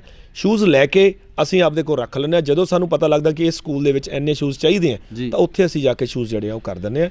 ਜਿਹੜੀ ਤੁਸੀਂ ਗੱਲ ਕੀਤੀ ਕਿ ਸਾਨੂੰ ਪ੍ਰੋਬਲਮਸ ਕਿਹੜੀ ਆਉਂਦੀ ਹੈ, ਇਸ ਤੋਂ ਬਾਅਦ ਜਿਹੜੀ ਸੈਕਿੰਡ ਪ੍ਰੋਬਲਮ ਆਉਂਦੀ ਹੈ ਸਾਨੂੰ, ਉਹ ਸਕੂਲ ਦੇ ਵਿੱਚ ਜਾ ਕੇ ਸਭ ਤੋਂ ਪਹਿਲਾਂ ਇਹ ਦੇਖਣਾ ਕਿ ਇੱਕ ਸਕੂਲ ਦੇ ਵਿੱਚ 100 ਬੱਚਾ ਹੈ, ਉਹਦੇ ਵਿੱਚੋਂ 20 ਬੱਚਿਆਂ ਨੂੰ ਸ਼ੂਜ਼ ਚਾਹੀਦੇ ਜਾਂ 30 ਨੂੰ ਚਾਹੀਦੀਆਂ। ਫਿਰ ਉਹਨਾਂ ਦੇ ਸਾਰਿਆਂ ਦੇ ਜਿਹੜੇ ਹੈ ਪੈਰਾਂ ਦੇ ਸਾਨੂੰ ਨਾਪ ਲੈਣੇ ਪੈਂਦੇ ਆ। ਫਿਰ ਉਸ ਤੋਂ ਬਾਅਦ ਜਿਹੜੇ ਹੈ ਅਸੀਂ ਉਹਨਾਂ ਦੇ ਪ੍ਰਿੰਸੀਪਲ ਨਾਲ ਕੰਟੈਕਟ ਕਰਕੇ ਇੱਕ ਸ਼ੂਜ਼ ਦਾ ਚੈਨ ਕਰਕੇ ਕਿ ਕਿਹੜਾ ਸ਼ੂਜ਼ ਕਿਹੜੇ ਬੱਚੇ ਨੂੰ ਬੱਚੀ ਨੂੰ ਚਾਹੀਦਾ ਕਿ ਬੱਚੇ ਨੂੰ ਚਾਹੀਦਾ, ਉਹ ਸ਼ੂਜ਼ ਅਸੀਂ ਜਿਹੜਾ ਉਹਦਾ ਕਰਕੇ ਉਸ ਤੋਂ ਇੱਕ ਹਫ਼ਤੇ ਬਾਅਦ ਜਾ ਕੇ ਸਕੂਲ ਦੇ ਵਿੱਚ ਉਹ ਸ਼ੂਜ਼ ਪਾਉਂਦੇ ਹਾਂ। ਔਰ ਜਿਹੜੀ ਤੁਸੀਂ ਗੱਲ ਕੀਤੀ ਹੈ ਕਿ ਪ੍ਰੋਬਲਮਸ ਤਾਂ ਇੱਕ ਨਹੀਂ, ਪ੍ਰੋਬਲਮਸ ਤਾਂ ਅਨੇਕਾਂ ਹੈਗੀਆਂ ਜੀ। ਪਰ ਇੱਕ ਜਿਵੇਂ ਪੰਜਾਬੀ 'ਚ ਆਪਾਂ ਕਹਿੰਦੇ ਨਿੱਛ ਮਰੀ ਵੀ ਹੈ ਸਾਡੀ ਜੀ। ਸਾਡੇ ਦਿਮਾਗ ਦੇ ਕੀੜੇ ਮਰੇ ਹੋਏ ਆ ਵੀ ਅਸੀਂ ਜਿਹੜਾ ਹੈ ਨਾ ਸਾਨੂੰ ਨੈਗੇਟਿਵ ਜਿਵੇਂ ਇੱਕ ਗੁਰਬਾਣੀ ਦੇ ਵਿੱਚ ਕਹਿੰਦੇ ਨਿੰਦੋ ਮੋਕੋ ਨਿੰਦੋ ਵੀ ਨਿੰਦਾ ਜਿਹੜੀ ਸੁਣਨੀ ਵੀ ਇੱਕ ਬਹੁਤ ਵੱਡੀ ਕਲਾ ਹੈ। ਸਾਨੂੰ ਹਰੇਕ ਬੰਦਾ ਕਿਸੇ ਨਾ ਕਿਸੇ ਹੱਦ ਤੇ ਜਾ ਕੇ ਨਿੰਦਣ ਲੱਗ ਜਾਂਦਾ, ਪਰ ਅਸੀਂ ਇਹ ਗੱਲ ਕਰਦੇ ਹਾਂ ਕਿ ਜਿਸ ਪਲੇਟਫਾਰਮ ਤੇ ਅਸੀਂ ਖੜੇ ਹਾਂ ਉਸ ਪਲੇਟਫਾਰਮ ਤੇ ਤੁਸੀਂ ਇੱਕ ਵਾਰ ਆ ਕੇ ਪਲੀਜ਼ ਕਾਈਂਡਲੀ ਜੇ ਤੁਹਾਡੇ ਦਿਮਾਗ ਦੇ ਵਿੱਚ ਕਿੰਤੂ ਪਰੰਤੂ ਹੈਗਾ ਤਾਂ ਸਾਡੇ ਕੋਲੇ ਆਓ, ਸਾਨੂੰ ਜਿਹੜੀਆਂ ਦਿੱਕਤ ਪਰੇਸ਼ਾਨੀਆਂ ਆ ਰਹੀਆਂ ਇੱਕ ਵਾਰੀ ਸਾਡੇ ਨਾਲ ਬਹਿ ਕੇ ਉਹ ਫੇਸ ਕਰ ਲਓ ਤਾਂ ਉਸ ਤੋਂ ਬਾਅਦ ਤੁਸੀਂ ਇਸ ਜਿਹੜੀ ਹੈ ਸੇਵਾ ਦੇ ਫੈਨ ਹੋ ਜਾਓ। ਕੁਝ ਜਿਹੜੇ ਤੁਸੀਂ ਗੱਲ ਕੀਤੀ ਹੈ ਕਿ ਕੁਝ ਸੰਸਥਾਵਾਂ ਜਿਹੜੀਆਂ ਜਾਂ ਕੁਝ ਲੋਕ ਹੈ ਜਿਹੜੇ ਆਪਣੇ ਨਿੱਜੀ ਮਨੋਰਥ ਵਾਸਤੇ ਇਸ ਤਰ੍ਹਾਂ ਦੀਆਂ ਪੋਸਟਾਂ ਜਿਹੜੀਆਂ ਸੋਸ਼ਲ ਮੀਡੀਆ ਤੇ ਸ਼ੇਅਰ ਕਰਦੇ ਆ ਕਿ ਆਹ ਅਕਾਊਂਟ ਨੰਬਰ ਹੈ, ਇਸ ਪਰਿਵਾਰ ਨੂੰ ਬਹੁਤ ਲੋੜ ਹੈ, ਸਾਨੂੰ ਪੈਸੇ ਦਿੱਤੇ ਜਾਣ, ਤਾਂ ਉਹਨਾਂ ਵੱਲੋਂ ਜਿਹੜਾ ਪੈਸਾ ਕਿਤੇ ਗਲਤ ਤਰੀਕੇ ਨਾਲ ਹਜਮ ਕਰ ਲਿਆ ਜਾਂਦਾ ਹੈ। ਇਹ ਵੀ ਕਿਤੇ ਨਾ ਕਿਤੇ ਬਹੁਤ ਵੱਡੀ ਸਮੱਸਿਆ ਹੈ। ਜਾਂ ਆਪਾਂ ਨਾਲ ਜੇ ਆਪਾਂ ਇੱਕ ਹੋਰ ਗੱਲ ਜੋੜੀਏ ਤਾਂ ਸੋਸ਼ਲ ਮੀਡੀਆ ਦੇ ਉੱਤੇ ਇੱਕ ਬੜੀ ਮੈਂ ਪਿਛਲੇ ਦਿਨਾਂ ਤੋਂ ਦੇਖਿਆ ਕਿ ਮੁਹਿੰਮ ਚੱਲੀ ਸੀ ਕੁਝ ਪਿਛਲੇ ਸਮੇਂ ਦੇ ਵਿੱਚ ਕਿ ਜੇ ਤੁਸੀਂ ਕੋਈ ਭਲਾ ਕਰਨ ਜਾ ਰਹੇ ਹੋ ਤਾਂ ਕੈਮਰਾ ਘਰੇ ਛੱਡ ਕੇ ਜਾਓ। ਇਹਨਾਂ ਦੋਨਾਂ ਗੱਲਾਂ ਬਾਰੇ ਤੁਸੀਂ ਕੀ ਕਹਿਣਾ ਚਾਹੋ? ਪਹਿਲੀ ਗੱਲ ਤਾਂ ਇਹ ਹੈ ਕਿ ਜਿਹੜੀ ਸੇਵਾ ਹੈਗੀ ਹੈ, ਜਿਸ ਬੰਦੇ ਨੇ ਸੇਵਾ ਆਪਣੇ ਦਸਵਾਂ ਜਿਵੇਂ ਕਹਿੰਦੇ ਆ ਦਸਵਾਂ ਦਸਵੰਧ ਕੱਢਤਾ ਤਾਂ ਉਹਦੇ ਤੋਂ ਕੋਈ ਕਿੰਤੂ ਪਰੰਤੂ ਨਹੀਂ ਹੋਣੀ ਚਾਹੀਦੀ ਮੇਰੇ ਮੁਤਾਬਕ। ਜਿਹੜੇ ਬੰਦੇ ਨੇ ਆਪਣਾ ਦਾਨ ਕੱਢਤਾ, ਦਸਵਾਂ ਦਸਵੰਧ ਕੱਢਤਾ, ਆਪਣੀ ਇੱਛਾ ਮੁਤਾਬਕ ਦਾਨ ਦੇਤਾ ਤਾਂ ਉਹਦੇ ਪਿੱਛੇ ਜਿਹੜਾ ਕਿ ਕੋਈ ਕਿਸੇ ਤਰ੍ਹਾਂ ਦਾ ਕਿੰਤੂ ਪਰੰਤੂ ਨਹੀਂ ਹੋਣੀ ਚਾਹੀਦੀ। ਔਰ ਮੈਂ ਇਹ ਸੋਚਦਾ ਕਿ ਜਿਹਨੇ ਦਿੱਤਾ ਸ਼ਾਇਦ ਉਹਨੂੰ ਕੋਈ ਪ੍ਰੋਬਲਮ ਨਹੀਂ ਹੁੰਦੀ। ਆਸੇ ਪਾਸੇ ਵਾਲੇ ਜਿਹੜੇ ਬੰਦੇ ਹੈਗੇ ਆ ਜਿਨ੍ਹਾਂ ਨੇ ਆਪ ਕੁਛ ਨਹੀਂ ਕਰਨਾ ਹੈਗਾ ਉਹ ਇਸ ਤੱਥਾਂ ਦੇ ਬਿਨਾਂ ਤੱਥਾਂ ਦੇ ਆਧਾਰ 'ਤੇ ਕੋਈ ਨਾ ਕੋਈ ਗੱਲ ਕਰਦੇ ਰਹਿੰਦੇ ਆ। ਮੈਨੂੰ ਨਹੀਂ ਲੱਗਦਾ ਕਿ ਜਿਹਨੇ ਕੋਈ 5000 ਰੁਪਇਆ ਦਾਨ ਕੀਤਾ ਹੁੰਦਾ ਉਹ ਕੋਈ ਕਿਸੇ ਬੰਦੇ ਨੂੰ ਇਹ ਗੱਲ ਕਹੂ ਕਿ ਮੈਂ ਉਸ ਬੰਦੇ ਨੂੰ 5000 ਦਾਨ ਕਰਤਾ। ਕਿਤੇ ਗੱਲ ਇਹ ਆਉਂਦੀ ਆ, ਕਿਤੇ ਨਾ ਕਿਤੇ ਗੱਲ ਇਹ ਆਉਂਦੀ ਹੈ ਕਿ ਜਿਹੜਾ ਪੈਸਾ ਹੈਗਾ ਉਹ ਪੈਸਾ ਸਹੀ ਥਾਂ 'ਤੇ ਨਹੀਂ ਲੱਗਦਾ। ਉਹਨਾਂ ਵੱਲੋਂ ਇਹ ਤਰਕ ਦਿੱਤਾ ਜਾਂਦਾ ਹੈ ਕਿ ਜੇ ਕੋਈ ਪੈਸਾ ਕਿਸੇ ਸੰਸਥਾ ਨੂੰ ਜਾਂ ਕਿਸੇ ਵਿਅਕਤੀ ਨੂੰ ਨਿੱਜੀ ਤੌਰ 'ਤੇ ਦੇ ਰਿਹਾ ਤਾਂ ਉਹ ਪੈਸੇ ਦੀ ਜਿਹੜੀ ਯੂਟੀਲਾਈਜੇਸ਼ਨ ਹੈ ਉਹ ਕਈ ਵਾਰੀ ਸੰਸਥਾਵਾਂ ਵੱਲੋਂ ਜਾਂ ਇੱਕ ਨਿੱਜੀ ਪਰਸਨ ਜਿਹੜਾ ਕਿ ਆਪਣੇ ਆਪ ਨੂੰ ਸਮਾਜ ਸੇਵੀ ਕਹਾਉਂਦਾ ਜਾਂ ਕਹਿੰਦਾ ਉਹਦੇ ਤੋਂ ਵੱਲੋਂ ਜਿਹੜੀ ਉਹ ਸਹੀ ਵਰਤੋਂ ਨਹੀਂ ਕੀਤੀ ਜਾਂਦੀ। ਮੈਂ ਉਹੀ ਗੱਲ ਤੁਹਾਨੂੰ ਦੱਸੀ ਨਾ ਕਿ ਜਿਹੜਾ ਪੈਸਾ ਜਿਹਨੇ ਦਿੱਤਾ ਉਹਨੂੰ ਤਾਂ ਕੋਈ ਪ੍ਰੋਬਲਮ ਹੈ ਨਹੀਂ, ਪਰ ਜਿਹੜੇ 10% ਲੋਕ, ਮੈਂ ਬਾਰ-ਬਾਰ ਇਹੀ ਗੱਲ ਕਰਦਾ ਕਿ 10% ਲੋਕ ਹੈ ਉਹਨਾਂ ਨੇ ਘਰੇ ਬੈਠੇ ਹੀ ਕੋਈ ਨਾ ਕੋਈ ਨੁਕਤਾਚੀਨੀ ਕਰਨੀ ਹੁੰਦੀ ਹੈ। ਹੁਣ ਤੁਹਾਡੇ ਮੇਰੇ ਵਿੱਚ ਵੀ ਕੋਈ ਨਾ ਕੋਈ ਨੁਕਤਾਚੀਨੀ ਕੱਢਣਗੇ ਘਰ ਬੈਠ ਕੇ। ਸੋ ਜਿਹਨੇ ਦਾਨ ਦੇਤਾ ਉਹਨੂੰ ਕੋਈ ਟੈਨਸ਼ਨ ਨਹੀਂ, ਜਿਹਦੇ ਕੋਲ ਦਾਨ ਦੀ ਆ ਗਈ ਰਾਸ਼ੀ ਆ ਗਈ ਉਹਨੇ ਗਾਹਾਂ ਅੱਗੇ ਦਾਨ ਲਾਤਾ। ਜ਼ਰੂਰੀ ਨਹੀਂ ਹੈਗਾ ਕਿ ਹਰੇਕ ਚੀਜ਼ ਦਾ ਵੀ ਹਿਸਾਬ ਰੱਖਿਆ ਜਾਵੇ। ਜਿਵੇਂ ਹੁਣ ਬਠਿੰਡੇ ਦੀਆਂ ਕਾਫੀ ਅਰਾਊਂਡ ਅਬਾਊਟ 5000 ਸੰਸਥਾਵਾਂ ਜਿਹੜੀਆਂ ਇੱਥੇ ਕੰਮ ਕਰ ਰਹੀਆਂ, ਉਹਦੇ ਵਿੱਚੋਂ ਗਿਣੀਆਂ ਚੁਣੀਆਂ 8-10 ਸੰਸਥਾਵਾਂ ਜਿਹੜੀਆਂ ਕੰਮ ਕਰ ਰਹੀਆਂ ਜਿੱਥੇ ਜਿਹੜੀ ਤੁਸੀਂ ਗੱਲ ਕਰਦੇ ਹੋ ਕਿ ਪੈਸਾ ਆ ਜਾਂਦਾ ਔਰ ਪੈਸਾ ਕਿੱਥੇ ਲੱਗਦਾ, ਤਾਂ ਇਹਦਾ ਇੱਕੋ ਹੀ ਹੈ। ਜੇ ਕਿਸੇ ਬੰਦੇ ਨੇ ਦਾਨ ਦੇਣਾ ਹੈ ਤਾਂ ਉਹ ਜੇ ਅਕਾਊਂਟ ਨੰਬਰ ਕਿਸੇ ਨੇ ਪਾਇਆ ਤਾਂ ਅਕਾਊਂਟ ਨੰਬਰ 'ਚ ਨਾ ਪਾਏ ਔਰ ਉਹ ਪਤਾ ਕਰ ਲੈ ਕਿ ਮਰੀਜ਼ ਕਿੱਥੇ ਦਾਖਲ ਹੈ।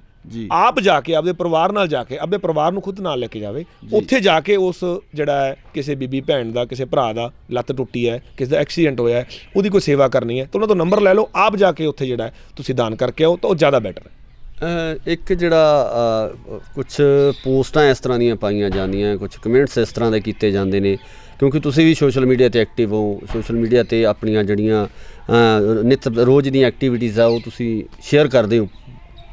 ਕਿਤੇ ਨਾ ਕਿਤੇ ਜਿਹੜੇ ਨੈਗੇਟਿਵ ਕਮੈਂਟਸ ਆ ਇਹ ਤੁਹਾਨੂੰ ਡੀਮੋਰਲਾਈਜ਼ ਨਹੀਂ ਕਰਦੇ? ਤੁਹਾਨੂੰ ਹੇਠਲੇ ਕਿਤੇ ਦਿਲ ਕਰਦਾ ਹੋਵੇ ਯਾਰ ਵੀ ਮੈਂ ਕੁਛ ਚੰਗਾ ਕਰ ਰਿਹਾ ਸਮਾਜ ਵਾਸਤੇ, ਕੁਛ ਕਰਨ ਦੀ ਸੋਚ ਰੱਖਦਾ ਅਤੇ ਜਿਹੜਾ ਫਿਰ ਵੀ ਜਿਹੜਾ ਲੋਕਾਂ ਵੱਲੋਂ ਇਸ ਤਰ੍ਹਾਂ ਦੀਆਂ ਨੈਗੇਟਿਵ ਗੱਲਾਂ ਜਿਹੜੀਆਂ ਮੇਰੇ ਬਾਰੇ ਕੀਤੀਆਂ ਜਾਂਦੀਆਂ ਉਹ ਤੁਹਾਨੂੰ ਮਤਲਬ ਉਹ ਜਿਹੜਾ ਹੌਸਲਾ ਹੈ ਉਹ ਕਿੱਥੋਂ ਆਉਂਦਾ ਹੈ ਕਿ ਤੁਸੀਂ ਉਹ ਨੈਗੇਟਿਵਿਟੀ ਦੇ ਵਿੱਚੋਂ ਇੱਕ ਪੋਜ਼ੀਟਿਵਿਟੀ ਕੱਢਦੇ ਹੋ? ਬਹੁਤ ਵਧੀਆ ਸਵਾਲ ਹੈ ਜੀ ਇਹ। ਅੱਜ ਤੋਂ ਤਕਰੀਬਨ 5 ਸਾਲ ਪਹਿਲਾਂ ਜਿਹੜਾ ਹੁਣ ਤਾਂ ਫੇਸਬੁੱਕ 'ਤੇ ਜ਼ਿਆਦਾ ਐਕਟਿਵ ਹੋ ਗਏ, 5 ਸਾਲ ਪਹਿਲਾਂ ਜਿਹੜੇ ਲਾਈਕਸ ਸੀਗੇ ਜਾਂ ਕਮੈਂਟਸ ਸੀਗੇ ਉਹ ਕਿਸੇ ਨੂੰ ਕੋਈ 50 ਜਾਂ 100 ਆਉਂਦੇ, ਹੁਣ ਤਾਂ ਲਾਈਕਸ ਅਤੇ ਕਮੈਂਟਸ ਦਾ ਹੀ ਜ਼ਿਆਦਾ ਜ਼ਮਾਨਾ ਚੱਲ ਪਿਆ ਵੀ ਮੈਨੂੰ ਅੱਜ ਕਿੰਨੇ ਲਾਈਕਸ ਆਏ, ਕਿੰਨੇ ਕਮੈਂਟਸ ਆਏ ਹੈ ਜੀ। ਪਰ ਨੈਗੇਟਿਵ ਕਮੈਂਟਸ ਵੀ ਤੁਹਾਨੂੰ ਜਿਹੜਾ ਬੂਸਟ ਕਰਦੇ ਆ। ਜੇ ਤੁਹਾਡੀ ਸੋਚਣ ਸ਼ਕਤੀ ਕਿਸ ਤਰ੍ਹਾਂ ਦੀ ਹੈ ਇਹ ਦੇਖਣਾ ਪਊਗਾ ਜੀ। ਨੈਗੇਟਿਵ ਕਮੈਂਟਸ ਸਾਨੂੰ ਆਉਂਦੇ ਸੀ, ਸਾਨੂੰ ਇੱਕ ਵਾਰੀ ਨੈਗੇਟਿਵ ਆਇਆ, ਅਸੀਂ ਉਹਦਾ ਜਵਾਬ ਦਿੱਤਾ ਜੀ।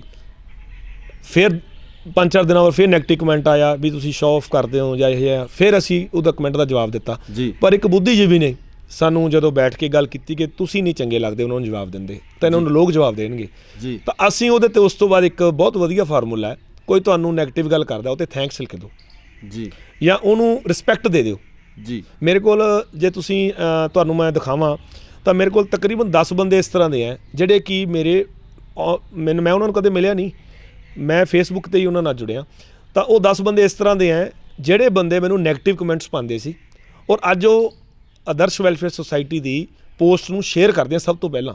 ਕਾਰਨ ਕਿ ਉਹਨਾਂ ਦੇ ਦਿਮਾਗ ਦੇ ਵਿੱਚ ਇੱਕ ਫੋਬੀਆ ਸੀਗਾ ਕਿ ਇਹ ਸਮਾਜ ਸੇਵੀ ਸੰਸਥਾਵਾਂ ਜਿਹੜੀਆਂ ਹੈਗੀਆਂ ਇਸ ਤਰ੍ਹਾਂ ਕਰਦੀਆਂ। ਪਰ ਜਦੋਂ ਉਹਨਾਂ ਨੂੰ ਇੱਕ ਰੁੱਖ ਦਿਖਾਇਆ ਗਿਆ ਕਿ ਇੱਕ ਇਹ ਪਿੰਡ ਆ ਵੀ ਹੈਗਾ ਜਿਸ ਪਿੰਡ 'ਚੋਂ ਅਸੀਂ ਗੁਜ਼ਰ ਰਹੇ ਹਾਂ, ਤਾਂ ਉਹਨਾਂ ਨੇ ਉਸ ਤੋਂ ਬਾਅਦ ਉਹ ਪੋਸਟਾਂ ਸ਼ੇਅਰ ਕਰਨੀਆਂ ਸ਼ੁਰੂ ਕਰਤੀਆਂ ਔਰ ਪੋਜ਼ਿਟਿਵਿਟੀ ਕਰਨੀ ਆ ਗਈ। ਕਿਤੇ ਇਹ ਗੱਲ ਤਾਂ ਨਹੀਂ ਹੈਗੀ ਕਿਤੇ ਨਾ ਕਿਤੇ, ਜਿਵੇਂ ਆਪਾਂ ਪਹਿਲਾਂ ਗੱਲ ਕੀਤੀ ਹੈ ਕਿ ਕੁਝ ਚੁਣਿੰਦਾ ਲੋਕ ਨੇ ਜੋ ਆਪਣੇ ਪਰਸਨਲ ਨਿੱਜੀ ਬੈਨੀਫਿਟ ਵਾਸਤੇ, ਆਪਦੇ ਪਰਸਨਲ ਬੈਨੀਫਿਟ ਵਾਸਤੇ ਜਿਹੜਾ ਪੈਸਾ ਇਕੱਤਰ ਕਰਦੇ ਆ ਉਹਨਾਂ ਗਰੀਬ ਲੋਕਾਂ ਦੇ ਨਾਂ 'ਤੇ ਜਾਂ ਲੋੜਵੰਦਾਂ ਦੇ ਨਾਂ ਦੇ ਉੱਤੇ, ਕਿਤੇ ਨਾ ਕਿਤੇ ਉਹਨਾਂ ਨੂੰ ਇਹੋ ਜਿਹੇ ਇਨਸਾਨ ਆ ਜਿਹੜੇ ਜ਼ਿੰਦਗੀ ਦੇ ਵਿੱਚ ਮਿਲੇ ਹੋਣ ਜਿਹਦੇ ਕਰਕੇ ਉਹ ਸਾਰੀਆਂ ਸੰਸਥਾਵਾਂ ਨੂੰ ਜਾਂ ਸਾਰੇ ਸਮਾਜ ਸੇਵੀਆਂ ਨੂੰ ਇੱਕੇ ਤੱਕੜੀ ਦੇ ਵਿੱਚ ਤੋਲ ਦਿੰਦੇ ਆ। ਇੱਦਾਂ ਦਾ ਤਾਂ ਨਹੀਂ ਕੁਛ?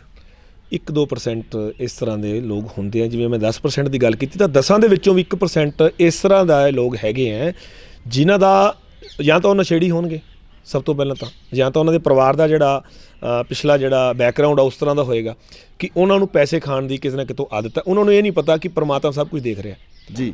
ਪੈਸਾ ਇੱਕ ਕਿਸੇ ਵੱਲੋਂ ਆਇਆ ਹੋਇਆ ਦਾਨ ਵੀ ਖਾਣਾ ਜਿਹੜਾ ਹੈ ਇਹ ਬਹੁਤ ਵੱਡਾ ਜਿਹੜਾ ਹੈ ਇਹ ਪਾਪ ਹੈ ਔਰ ਇਹ ਨਹੀਂ ਆਪਾਂ ਕਹਿ ਸਕਦੇ ਵੀ ਉੱਥੇ ਭੁਗਤਾਂਗੇ, ਸਾਰਾ ਕੁਝ ਇੱਥੇ ਹੀ ਹੈ। ਇੱਕ ਹੋਰ ਮੇਰਾ ਸਵਾਲ ਆ ਜਿਹੜਾ ਬੜਾ ਮਨ 'ਚ ਆ ਰਿਹਾ ਕਿ ਅੱਜ ਜੇ ਆਪਾਂ ਗੱਲ ਕਰੀਏ ਧਾਰਮਿਕ ਸੰਸਥਾਵਾਂ ਜਿਹੜੀਆਂ, ਜੇ ਆਪਾਂ ਕਹਿ ਲਓ ਵੀ ਕਿਤੇ ਵੀ ਜੇ ਆਪਾਂ ਗੱਲ ਕਰੀਏ ਕੋਈ ਵੱਡੇ ਬਿਲਡਿੰਗਾਂ ਬਣ ਰਹੀਆਂ ਧਾਰਮਿਕ ਸੰਸਥਾਵਾਂ ਦੀਆਂ, ਉੱਤੇ ਸੰਗਮਰਮਰ ਲਗਾਇਆ ਜਾ ਰਿਹਾ, ਬਹੁਤ ਪੈਸਾ ਜਿਹੜਾ ਇਹਨਾਂ ਸੰਸਥਾਵਾਂ ਦੇ ਉੱਪਰ ਖਰਚ ਕੀਤਾ। ਆਪਾਂ ਕਿਸੇ ਦਾ ਇੱਕ ਦਾ ਨਾਮ ਨਹੀਂ ਲੈਂਦੇ।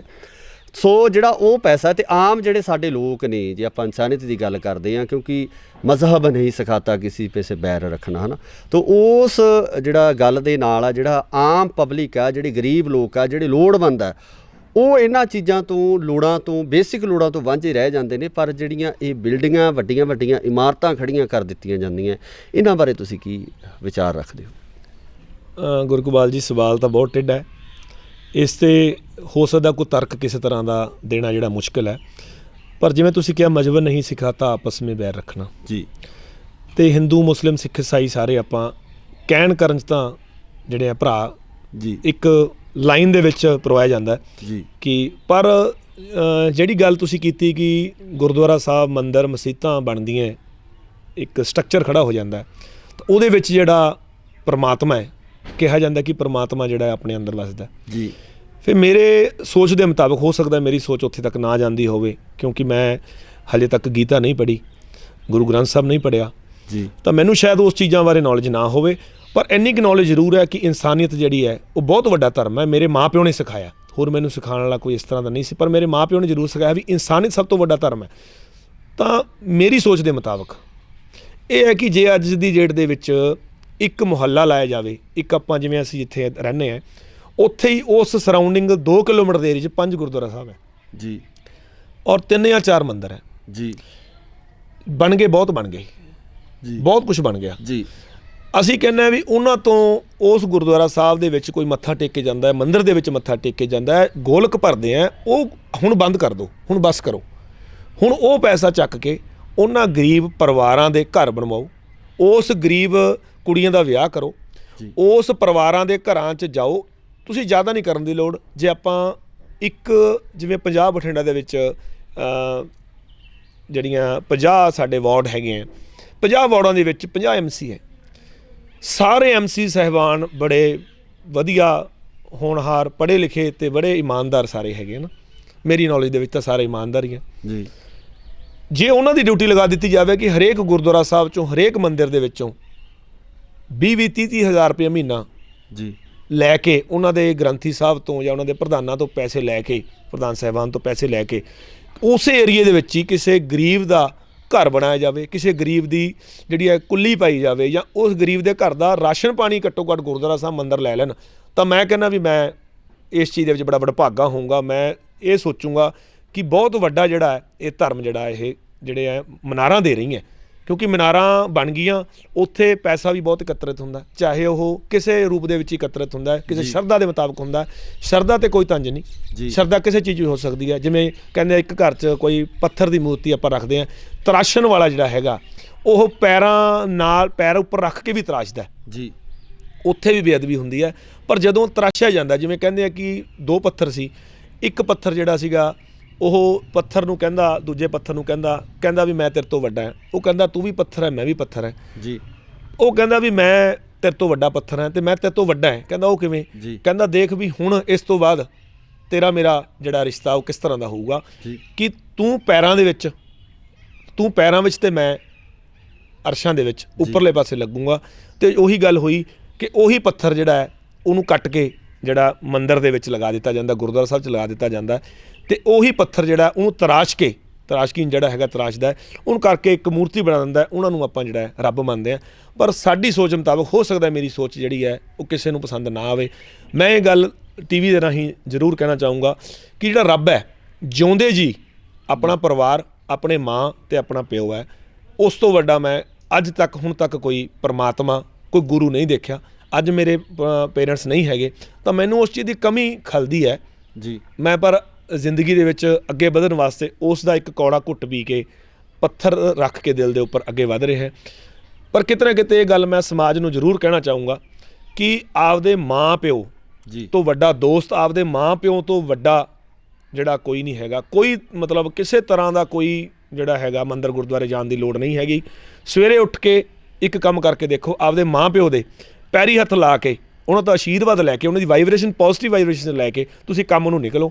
ਔਰ ਕੰਮ ਤੁਹਾਡਾ ਨਾ ਹੋਵੇ ਤਾਂ ਮੇਰੇ ਨੰਬਰ 'ਤੇ ਕੰਟੈਕਟ ਕਰਕੇ ਤੁਸੀਂ ਕਹਿ ਸਕਦੇ ਹੋ ਕਿ ਹਾਂਜੀ ਅਸੀਂ ਮਾਂ ਪਿਓ ਦੇ ਪੈਰੀ ਹੱਥ ਲਾ ਕੇ ਗਏ ਅਤੇ ਸਾਡਾ ਕੰਮ ਨਹੀਂ ਬਣਿਆ। ਇਸ ਦਾ ਦਾਅਵਾ ਕਰਦਾ। ਮਨੀਸ਼ ਜੀ, ਤੁਹਾਡੇ ਤੋਂ ਜਿਹੜਾ ਆਖਰੀ ਸਵਾਲ ਮੈਂ ਕਰ ਰਿਹਾ ਕਿ ਆਉਣ ਵਾਲੇ ਸਮੇਂ ਦੇ ਵਿੱਚ ਜਿਹੜੀਆਂ ਤੁਸੀਂ ਕਿਸ ਤਰ੍ਹਾਂ ਦੀਆਂ ਮੁਹਿੰਮ ਸ਼ੁਰੂ ਕਰ ਰਹੇ ਹੋ, ਜਾਂ ਆਉਣ ਵਾਲੇ ਸਮੇਂ ਦੇ ਤੁਹਾਡੇ ਪਲਾਨਸ ਨੇ, ਉਹਨਾਂ ਬਾਰੇ ਜ਼ਰੂਰ ਦੱਸੋ ਕਿ ਕਿਸ ਤਰ੍ਹਾਂ ਦੇ ਤੁਸੀਂ ਜਿਹੜਾ ਸਮਾਜ ਸੇਵਾ ਦੇ ਵਿੱਚ ਜਿਹੜੇ ਹੋਰ ਅੱਗੇ ਆਪਣੇ ਆਪ ਨੂੰ ਵਧਾ ਰਹੇ ਹੋ। ਜਿਹੜੇ ਸਾਡੇ ਕੰਮ ਜਿਵੇਂ ਸ਼ੂਜ਼ ਦੀ ਹੈਗੀ ਹੈ ਮੁਹਿੰਮ, ਉਹ ਤਾਂ ਹੁਣ 25 ਤਰੀਕ ਤੋਂ ਬਾਅਦ ਫਿਰ ਦੁਬਾਰਾ ਗੁਰੂ ਇਕਬਾਲ ਜੀ ਸ਼ੁਰੂ ਹੋ ਜਾਣੀ ਹੈ ਜੀ। ਅਤੇ ਜਿਵੇਂ ਕੋਈ ਸਹਿਯੋਗ ਕਰ ਰਿਹਾ, ਜਿਵੇਂ ਆਸਟ੍ਰੇਲੀਆ 'ਚ ਮਨਿੰਦਰ ਜੀ ਸਾਡੇ ਹੈਗੇ ਆ, ਉਹ ਸਾਨੂੰ ਮਤਲਬ ਕੁਛ ਪੈਸਾ ਭੇਜਣਗੇ, ਜਾਂ ਕੈਨੇਡਾ ਅਮਰੀਕਾ ਦੇ ਵਿੱਚੋਂ ਵੀ ਕੋਈ ਜਿਹੜੇ ਵੀਰ ਭੈਣ ਸਾਨੂੰ ਚੰਦਾ ਦੇਣਾ ਚਾਹੁੰਦੇ ਆ ਤਾਂ ਅਸੀਂ ਅਕਾਊਂਟ ਨੰਬਰ ਜਿਹੜਾ ਦੇਵਾਂਗੇ ਉਹ ਸਿੱਧਾ ਜਿਨ੍ਹਾਂ ਤੋਂ ਅਸੀਂ ਵੈਂਡਰ ਜੀ ਤੋਂ ਅਸੀਂ ਸ਼ੂਜ਼ ਲੈਂਦੇ ਹਾਂ ਉਹਨਾਂ ਨੂੰ ਹੀ ਅਸੀਂ ਦੇਵਾਂਗੇ। ਔਰ ਤੁਹਾਨੂੰ ਪ੍ਰੋਪਰ ਉਹਦੀ ਵੀਡੀਓ ਜਿਹੜੀ ਹੈ ਭੇਜੀ ਜਾਊਗੀ ਕਿ ਤੁਹਾਡੇ ਵੱਲੋਂ ਇੰਨੇ ਸ਼ੂਜ਼ ਦਿੱਤੇ ਗਏ ਸੀ। ਤਾਂ ਅਸੀਂ ਮੰਨਦੇ ਹਾਂ ਕਿ ਇੱਕ ਸ਼ੂਜ਼ ਦੀ ਕੀਮਤ 100 ਰੁਪਏ ਹੈਗੀ ਆ ਰਾਊਂਡ ਅਬਾਊਟ। ਤਾਂ ਅਸੀਂ ਉਹਨਾਂ ਜੇ ਕਿਸੇ ਨੇ 50 ਸ਼ੂਜ਼ ਦੇਣੇ ਤਾਂ 5000 ਹੋ ਗਿਆ, ਤਾਂ 5000 ਸਿੱਧਾ ਉੱਥੇ ਚੱਲ ਜੂਗਾ। ਅਸੀਂ ਉੱਥੋਂ 50 ਸ਼ੂਜ਼ਾਂ ਦਾ ਜਿਹੜੀ ਆ ਚੱਕ ਲਿਆਵਾਂਗੇ। ਸ਼ੂਜ਼ ਦਾ ਜਿਹੜਾ ਕੰਮ ਹੈ ਸਾਡਾ ਉਹ ਲਗਾਤਾਰ ਜਾਰੀ ਰਹੇਗਾ। ਰੋਡ ਸਾਈਡ ਐਕਸੀਡੈਂਟ ਦੀ ਇੱਥੇ ਗੱਲ ਕੀਤੀ ਜਾਵੇ ਤਾਂ ਪਿਛਲੇ ਕੁਛ ਦੇਰ ਤੋਂ ਸਾਡਾ ਜਿਹੜਾ ਕੀ ਹੈ ਕੁਛ ਪਰਿਵਾਰਿਕ ਪ੍ਰੋਬਲਮਸ ਕਰਕੇ ਜਾਂ ਕੁਛ ਫੰਡਿੰਗ ਦੀ ਕਮੀ ਕਰਕੇ ਸਾਡੇ ਐਂਬੂਲੈਂਸਿਸ ਜਿਹੜੀਆਂ ਹੈਗੀਆਂ ਉਹ ਖੜੀਆਂ ਹੈਗੀਆਂ। ਉਹਦੇ ਵਿੱਚ ਸਿਰਫ ਔਰ ਸਿਰਫ ਤੇਲ ਦੀ ਜ਼ਰੂਰਤ ਹੈ ਜੀ। ਵੀ ਜੇ ਕੋਈ ਵੀਰ, ਕੋਈ ਭੈਣ ਬਾਹਰੋਂ ਉਸ ਚੀਜ਼ ਦੀ ਕੋਈ ਸੇਵਾ ਕਰ ਸਕਦਾ, ਕੋਈ ਪੈਟਰੋਲ ਪੰਪ ਵਾਲੇ ਨੂੰ ਕਹਿ ਸਕਦਾ, ਕਿਸੇ ਤਰ੍ਹਾਂ ਦੀ ਕੋਈ ਸੇਵਾ ਕਰਨਾ ਚਾਹੁੰਦਾ, ਤਾਂ ਉਹ ਰੋਡ ਸਾਈਡ ਐਕਸੀਡੈਂਟ ਦੇ ਵਿੱਚ ਜਿਹੜੀ ਹੈ ਕੀ ਹੈ ਉਹ ਸਾਡੀ ਅੱਗੇ ਫਰਦਰ ਜਿਹੜੀ ਆ ਉਹ ਚੱਲਦੀ ਰਹੂਗੀ ਜੇ ਸਾਨੂੰ ਕੋਈ ਫੰਡਿੰਗ ਹੋਊਗੀ। ਔਰ ਜਿਵੇਂ ਸਨੇਕ ਦੀ ਪਕੜਨ ਦੀ ਗੱਲ ਕੀਤੀ ਹੈ ਤਾਂ ਅਸੀਂ ਹੋਰ ਸੇਫਟੀ ਇਕਵਿਪਮੈਂਟਸ ਜਿਹੜੇ ਹੈ ਉਹ ਡੋਨਰਸ ਨੂੰ ਅਸੀਂ ਰਿਕੁਐਸਟ ਕੀਤੀ ਹੈ, ਉਹ ਸਾਨੂੰ ਸੇਫਟੀ ਇਕਵਿਪਮੈਂਟਸ ਦੇਣਗੇ। ਸਾਨੂੰ ਪੂਰਾ ਟਰੈਕ ਸੂਟ ਆਉਂਦਾ ਇੱਕ ਇਹਦਾ ਸੱਪ ਪਕੜਨ ਦਾ, ਉਹ ਅਸੀਂ ਜਿਹੜੀ ਕਿੱਟ ਹੈਗੀ ਆ ਉਹ ਅਸੀਂ ਹੋਰ ਲਵਾਂਗੇ ਤਾਂ ਜੋ ਸਾਡੀ ਫੈਮਿਲੀ ਹੈ ਉਹਨੂੰ ਵੀ ਘੱਟੋ ਘੱਟ ਇਹ ਰਹੇ ਕਿ ਸਾਡਾ ਪਰਿਵਾਰ ਦਾ ਇੱਕ ਮੈਂਬਰ ਗਿਆ ਤਾਂ ਉਹ ਸਨੇਕ ਕੱਟਣ ਨਾਲ ਤਾਂ ਘੱਟੋ ਘੱਟ ਨਹੀਂ ਮਰੂਗਾ। ਕਿਉਂਕਿ ਜਿਹੜਾ ਲਿਖਾਰੀ ਹੈ ਪਰਮਾਤਮਾ ਹੈ, ਉਸਨੇ ਇਹ ਤਾਂ ਲਿਖਿਆ ਹੋਇਆ ਵੀ ਕਦੋਂ ਆਏ ਅਤੇ ਕਦੋਂ ਜਾਣਾ ਜੀ। ਅਤੇ ਉਸ ਦਾ ਹੁਣ ਜਿਹੜਾ ਹੈ ਅਸੀਂ ਬਣਾ ਰਹੇ ਹਾਂ ਸਿਸਟਮ। ਅਤੇ ਅੱਗੇ ਜਿਹੜੀਆਂ ਪੁਰਾਣੀਆਂ ਸਾਡੀਆਂ ਸੇਵਾਵਾਂ ਹੈਗੀਆਂ ਉਹ ਫਿਲਹਾਲ ਜਿਹੜੀਆਂ ਉਹ ਜਾਰੀ ਰਹਿਣਗੀਆਂ। ਨਵੀਆਂ ਤਾਂ ਨਹੀਂ ਕਰ ਸਕਦੇ ਕਿਉਂਕਿ ਪਿਛਲੀਆਂ ਪੈਂਡਿੰਗ ਰਹਿ ਜਾਣਗੀਆਂ। ਅਗਲੀਆਂ ਜਿਹੜੀਆਂ ਹੈਗੀਆਂ ਟਾਈਮ ਟੂ ਟਾਈਮ ਜਿਵੇਂ ਸਾਡੇ ਕੋਲ ਫੰਡਿੰਗ ਆਊਗੀ ਤਾਂ ਇੱਕ ਜ਼ਰੂਰ ਅਸੀਂ ਜਿਵੇਂ ਲੁਧਿਆਣੇ ਦੇ ਵਿੱਚ ਇੱਕ ਸੰਸਥਾ ਚੱਲ ਰਹੀ ਹੈ ਮਨੁੱਖਤਾ ਦੀ ਸੇਵਾ ਜੀ, ਸਭ ਤੋਂ ਵੱਡੀ ਸੇਵਾ ਜਿਹੜੀ ਹੈ ਉਹਨੂੰ ਮੈਂ ਬਹੁਤ ਜ਼ਿਆਦਾ ਫਾਲੋ ਕਰਦਾ। ਅਤੇ ਇਹ ਚਾਹੁੰਦੇ ਹਾਂ ਕਿ ਬਠਿੰਡਾ ਦੇ ਵਿੱਚ ਸਾਡੇ ਏਰੀਏ ਦੇ ਵਿੱਚ ਇੱਕ ਸਾਨੂੰ ਕੋਈ ਜੇ ਕੋਈ ਬੰਦਾ 500 ਗਜ਼ ਜਗ੍ਹਾ ਸਾਨੂੰ ਕੋਈ ਦਾਨ ਦੇ ਸਕਦਾ ਜਾਂ ਕਿਰਾਏ 'ਤੇ ਦੇ ਸਕਦਾ ਤਾਂ ਉਹ ਅਸੀਂ ਉੱਥੇ ਬਠਿੰਡਾ ਦੇ ਕਿ ਪੰਜਾਬ ਦੇ ਜਿੰਨੇ ਵੀ ਅਪਾਹਜ, ਜਿੰਨੇ ਵੀ ਘਰੋਂ ਬੇਘਰ ਜਾਂ ਕੋਈ ਦਿਮਾਗੋਂ ਜਿਹੜੇ ਹੈ ਉਹ ਜਾਂ ਕਿਸੇ ਦੇ ਕੀੜੇ ਪਏ ਆ ਜਾਂ ਕਿਸੇ ਦੀ ਲੱਤ ਰੋਡ ਦੇ ਉੱਪਰ ਪਏ ਆ, ਉਹਨਾਂ ਨੂੰ ਚੱਕ ਕੇ ਲਿਆ ਕੇ ਇੱਕ ਸਿਸਟਮ ਬਣਾ ਕੇ ਉਹਨਾਂ ਨੂੰ ਅਸੀਂ ਘਰ ਪਹੁੰਚਾਉਣ ਦੀ ਜਿਹੜੀ ਜ਼ਿੰਮੇਵਾਰੀ ਲਵਾਂਗੇ। ਔਰ ਉਹਨਾਂ ਨੂੰ ਪੂਰਾ ਟਰੀਟਮੈਂਟ ਦੇ ਕੇ, ਜਿਵੇਂ ਕਿ ਉਹਨਾਂ ਨੂੰ ਖਾਣਾ ਪੀਣਾ ਰਹਿਣਾ ਜਿੰਨੀ ਦੇਰ ਵੀ ਉਹ ਰਹਿਣਗੇ ਉਹਨਾਂ ਦਾ ਪੂਰਾ ਟਰੀਟਮੈਂਟ ਕਰਾ ਕੇ ਜਿਹੜਾ ਕੀ ਹੈ ਉਹਨਾਂ ਨੂੰ ਪਰਿਵਾਰ ਦੇ ਵਿੱਚ ਛੱਡਣ ਦੀ ਜਿਹੜੀ ਮੁਹਿੰਮ ਬਹੁਤ ਜਲਦੀ ਸਟਾਰਟ ਕਰਨ ਜਾ ਰਹੇ। ਜੇ ਲੋਕ ਇਸ ਚੀਜ਼ ਦੇ ਸਹਿਯੋਗ ਦੇਣਗੇ ਤਾਂ ਇੱਕ ਬਹੁਤ ਵੱਡਾ ਉਪਰਾਲਾ ਜਿਹੜਾ ਕੀ ਹੈ ਆਦਰਸ਼ ਵੈਲਫੇਅਰ ਸੁਸਾਇਟੀ ਵੱਲੋਂ ਜਿਹੜਾ ਬਹੁਤ ਹੀ ਜਲਦੀ ਲਿਖਿਆ ਜਾਣਾ। ਸੋ ਇਹ ਸਨ ਮਨੀਸ਼ ਪਾਂਧੀ ਜੀ ਬਠਿੰਡਾ ਤੋਂ, ਜਿਹੜਾ ਇਸ ਸਮਾਜ ਦੇ ਲਈ ਚਾਨਣ ਮੁਨਾਰੇ ਦੇ ਤੌਰ 'ਤੇ ਕੰਮ ਕਰ ਰਹੇ ਨੇ ਅਤੇ ਉਹਨਾਂ ਨੌਜਵਾਨਾਂ ਵਾਸਤੇ ਵੀ ਇੱਕ ਇਹ ਆਈਡਲ ਨੇ ਕਿ ਜਿਹੜੇ ਨੌਜਵਾਨ ਸਮਾਜ ਦੇ ਵਾਸਤੇ ਕੁਛ ਕਰਨਾ ਚਾਹੁੰਦੇ ਨੇ ਜਾਂ ਜਿਹੜੇ ਨੌਜਵਾਨ ਹੈ ਉਹ ਆਪਣਿਆਂ ਸਹੀ ਰਸਤਿਆਂ ਤੋਂ ਭਟਕ ਕੇ ਗਲਤ ਰਸਤਿਆਂ ਵੱਲ ਜਾ ਰਹੇ ਨੇ। ਸੋ ਪਰਿਵਾਰਕ ਜ਼ਿੰਮੇਵਾਰੀਆਂ ਨੂੰ ਨਿਭਾਉਂਦੇ ਹੋਏ, ਪਰਿਵਾਰਕ ਜ਼ਿੰਮੇਵਾਰੀਆਂ ਨੂੰ ਸਮਝਦੇ ਹੋਏ ਨਾਲ ਨਾਲ ਸਮਾਜ ਪ੍ਰਤੀ ਜਿਹੜੀਆਂ ਜ਼ਿੰਮੇਵਾਰੀਆਂ ਬਣਦੀਆਂ, ਸਮਾਜ ਪ੍ਰਤੀ ਜੋ ਇਹਨਾਂ ਦੇ ਫਰਜ਼ ਬਣਦੇ ਆ, ਉਹਨਾਂ ਫਰਜ਼ਾਂ ਨੂੰ ਪੂਰਾ ਕਰ ਰਹੇ ਨੇ। ਅਤੇ ਉਮੀਦ ਕਰਦੇ ਹਾਂ ਕਿ ਜੋ ਸਰੋਤੇ ਸਾਨੂੰ ਸੁਣ ਰਹੇ ਨੇ ਉਹ ਇਸ ਸੰਸਥਾ ਨੂੰ, ਇਸ ਜਿਹੜਾ ਮਨੁੱਖਤਾ ਦੀ ਸੇਵਾ ਨੂੰ ਜਿਹੜਾ ਹੈਗਾ ਉਹ ਸਮਰਪਿਤ ਹੋ ਕੇ ਇਹਨਾਂ ਦਾ ਸਹਿਯੋਗ ਕਰਨਗੇ। ਸੋ ਇਸੇ ਤਰ੍ਹਾਂ ਹੀ ਆਉਣ ਵਾਲੇ ਸਮੇਂ ਦੇ ਵਿੱਚ ਕੁਝ ਹੋਰ ਐਸੀਆਂ ਸ਼ਖਸੀਅਤਾਂ ਤੁਹਾਡੇ ਸਨਮੁਖ ਕਰਦੇ ਰਹਾਂਗੇ ਜਿਹੜੇ ਕਿ ਸਮਾਜ ਨੂੰ ਇਸ ਇੱਕ ਸਹੀ ਦਿਸ਼ਾ ਵੱਲ, ਇੱਕ ਸਹੀ ਸੇਧ ਵੱਲ ਲੈ ਕੇ ਜਾ ਰਹੇ ਨੇ। ਧੰਨਵਾਦ।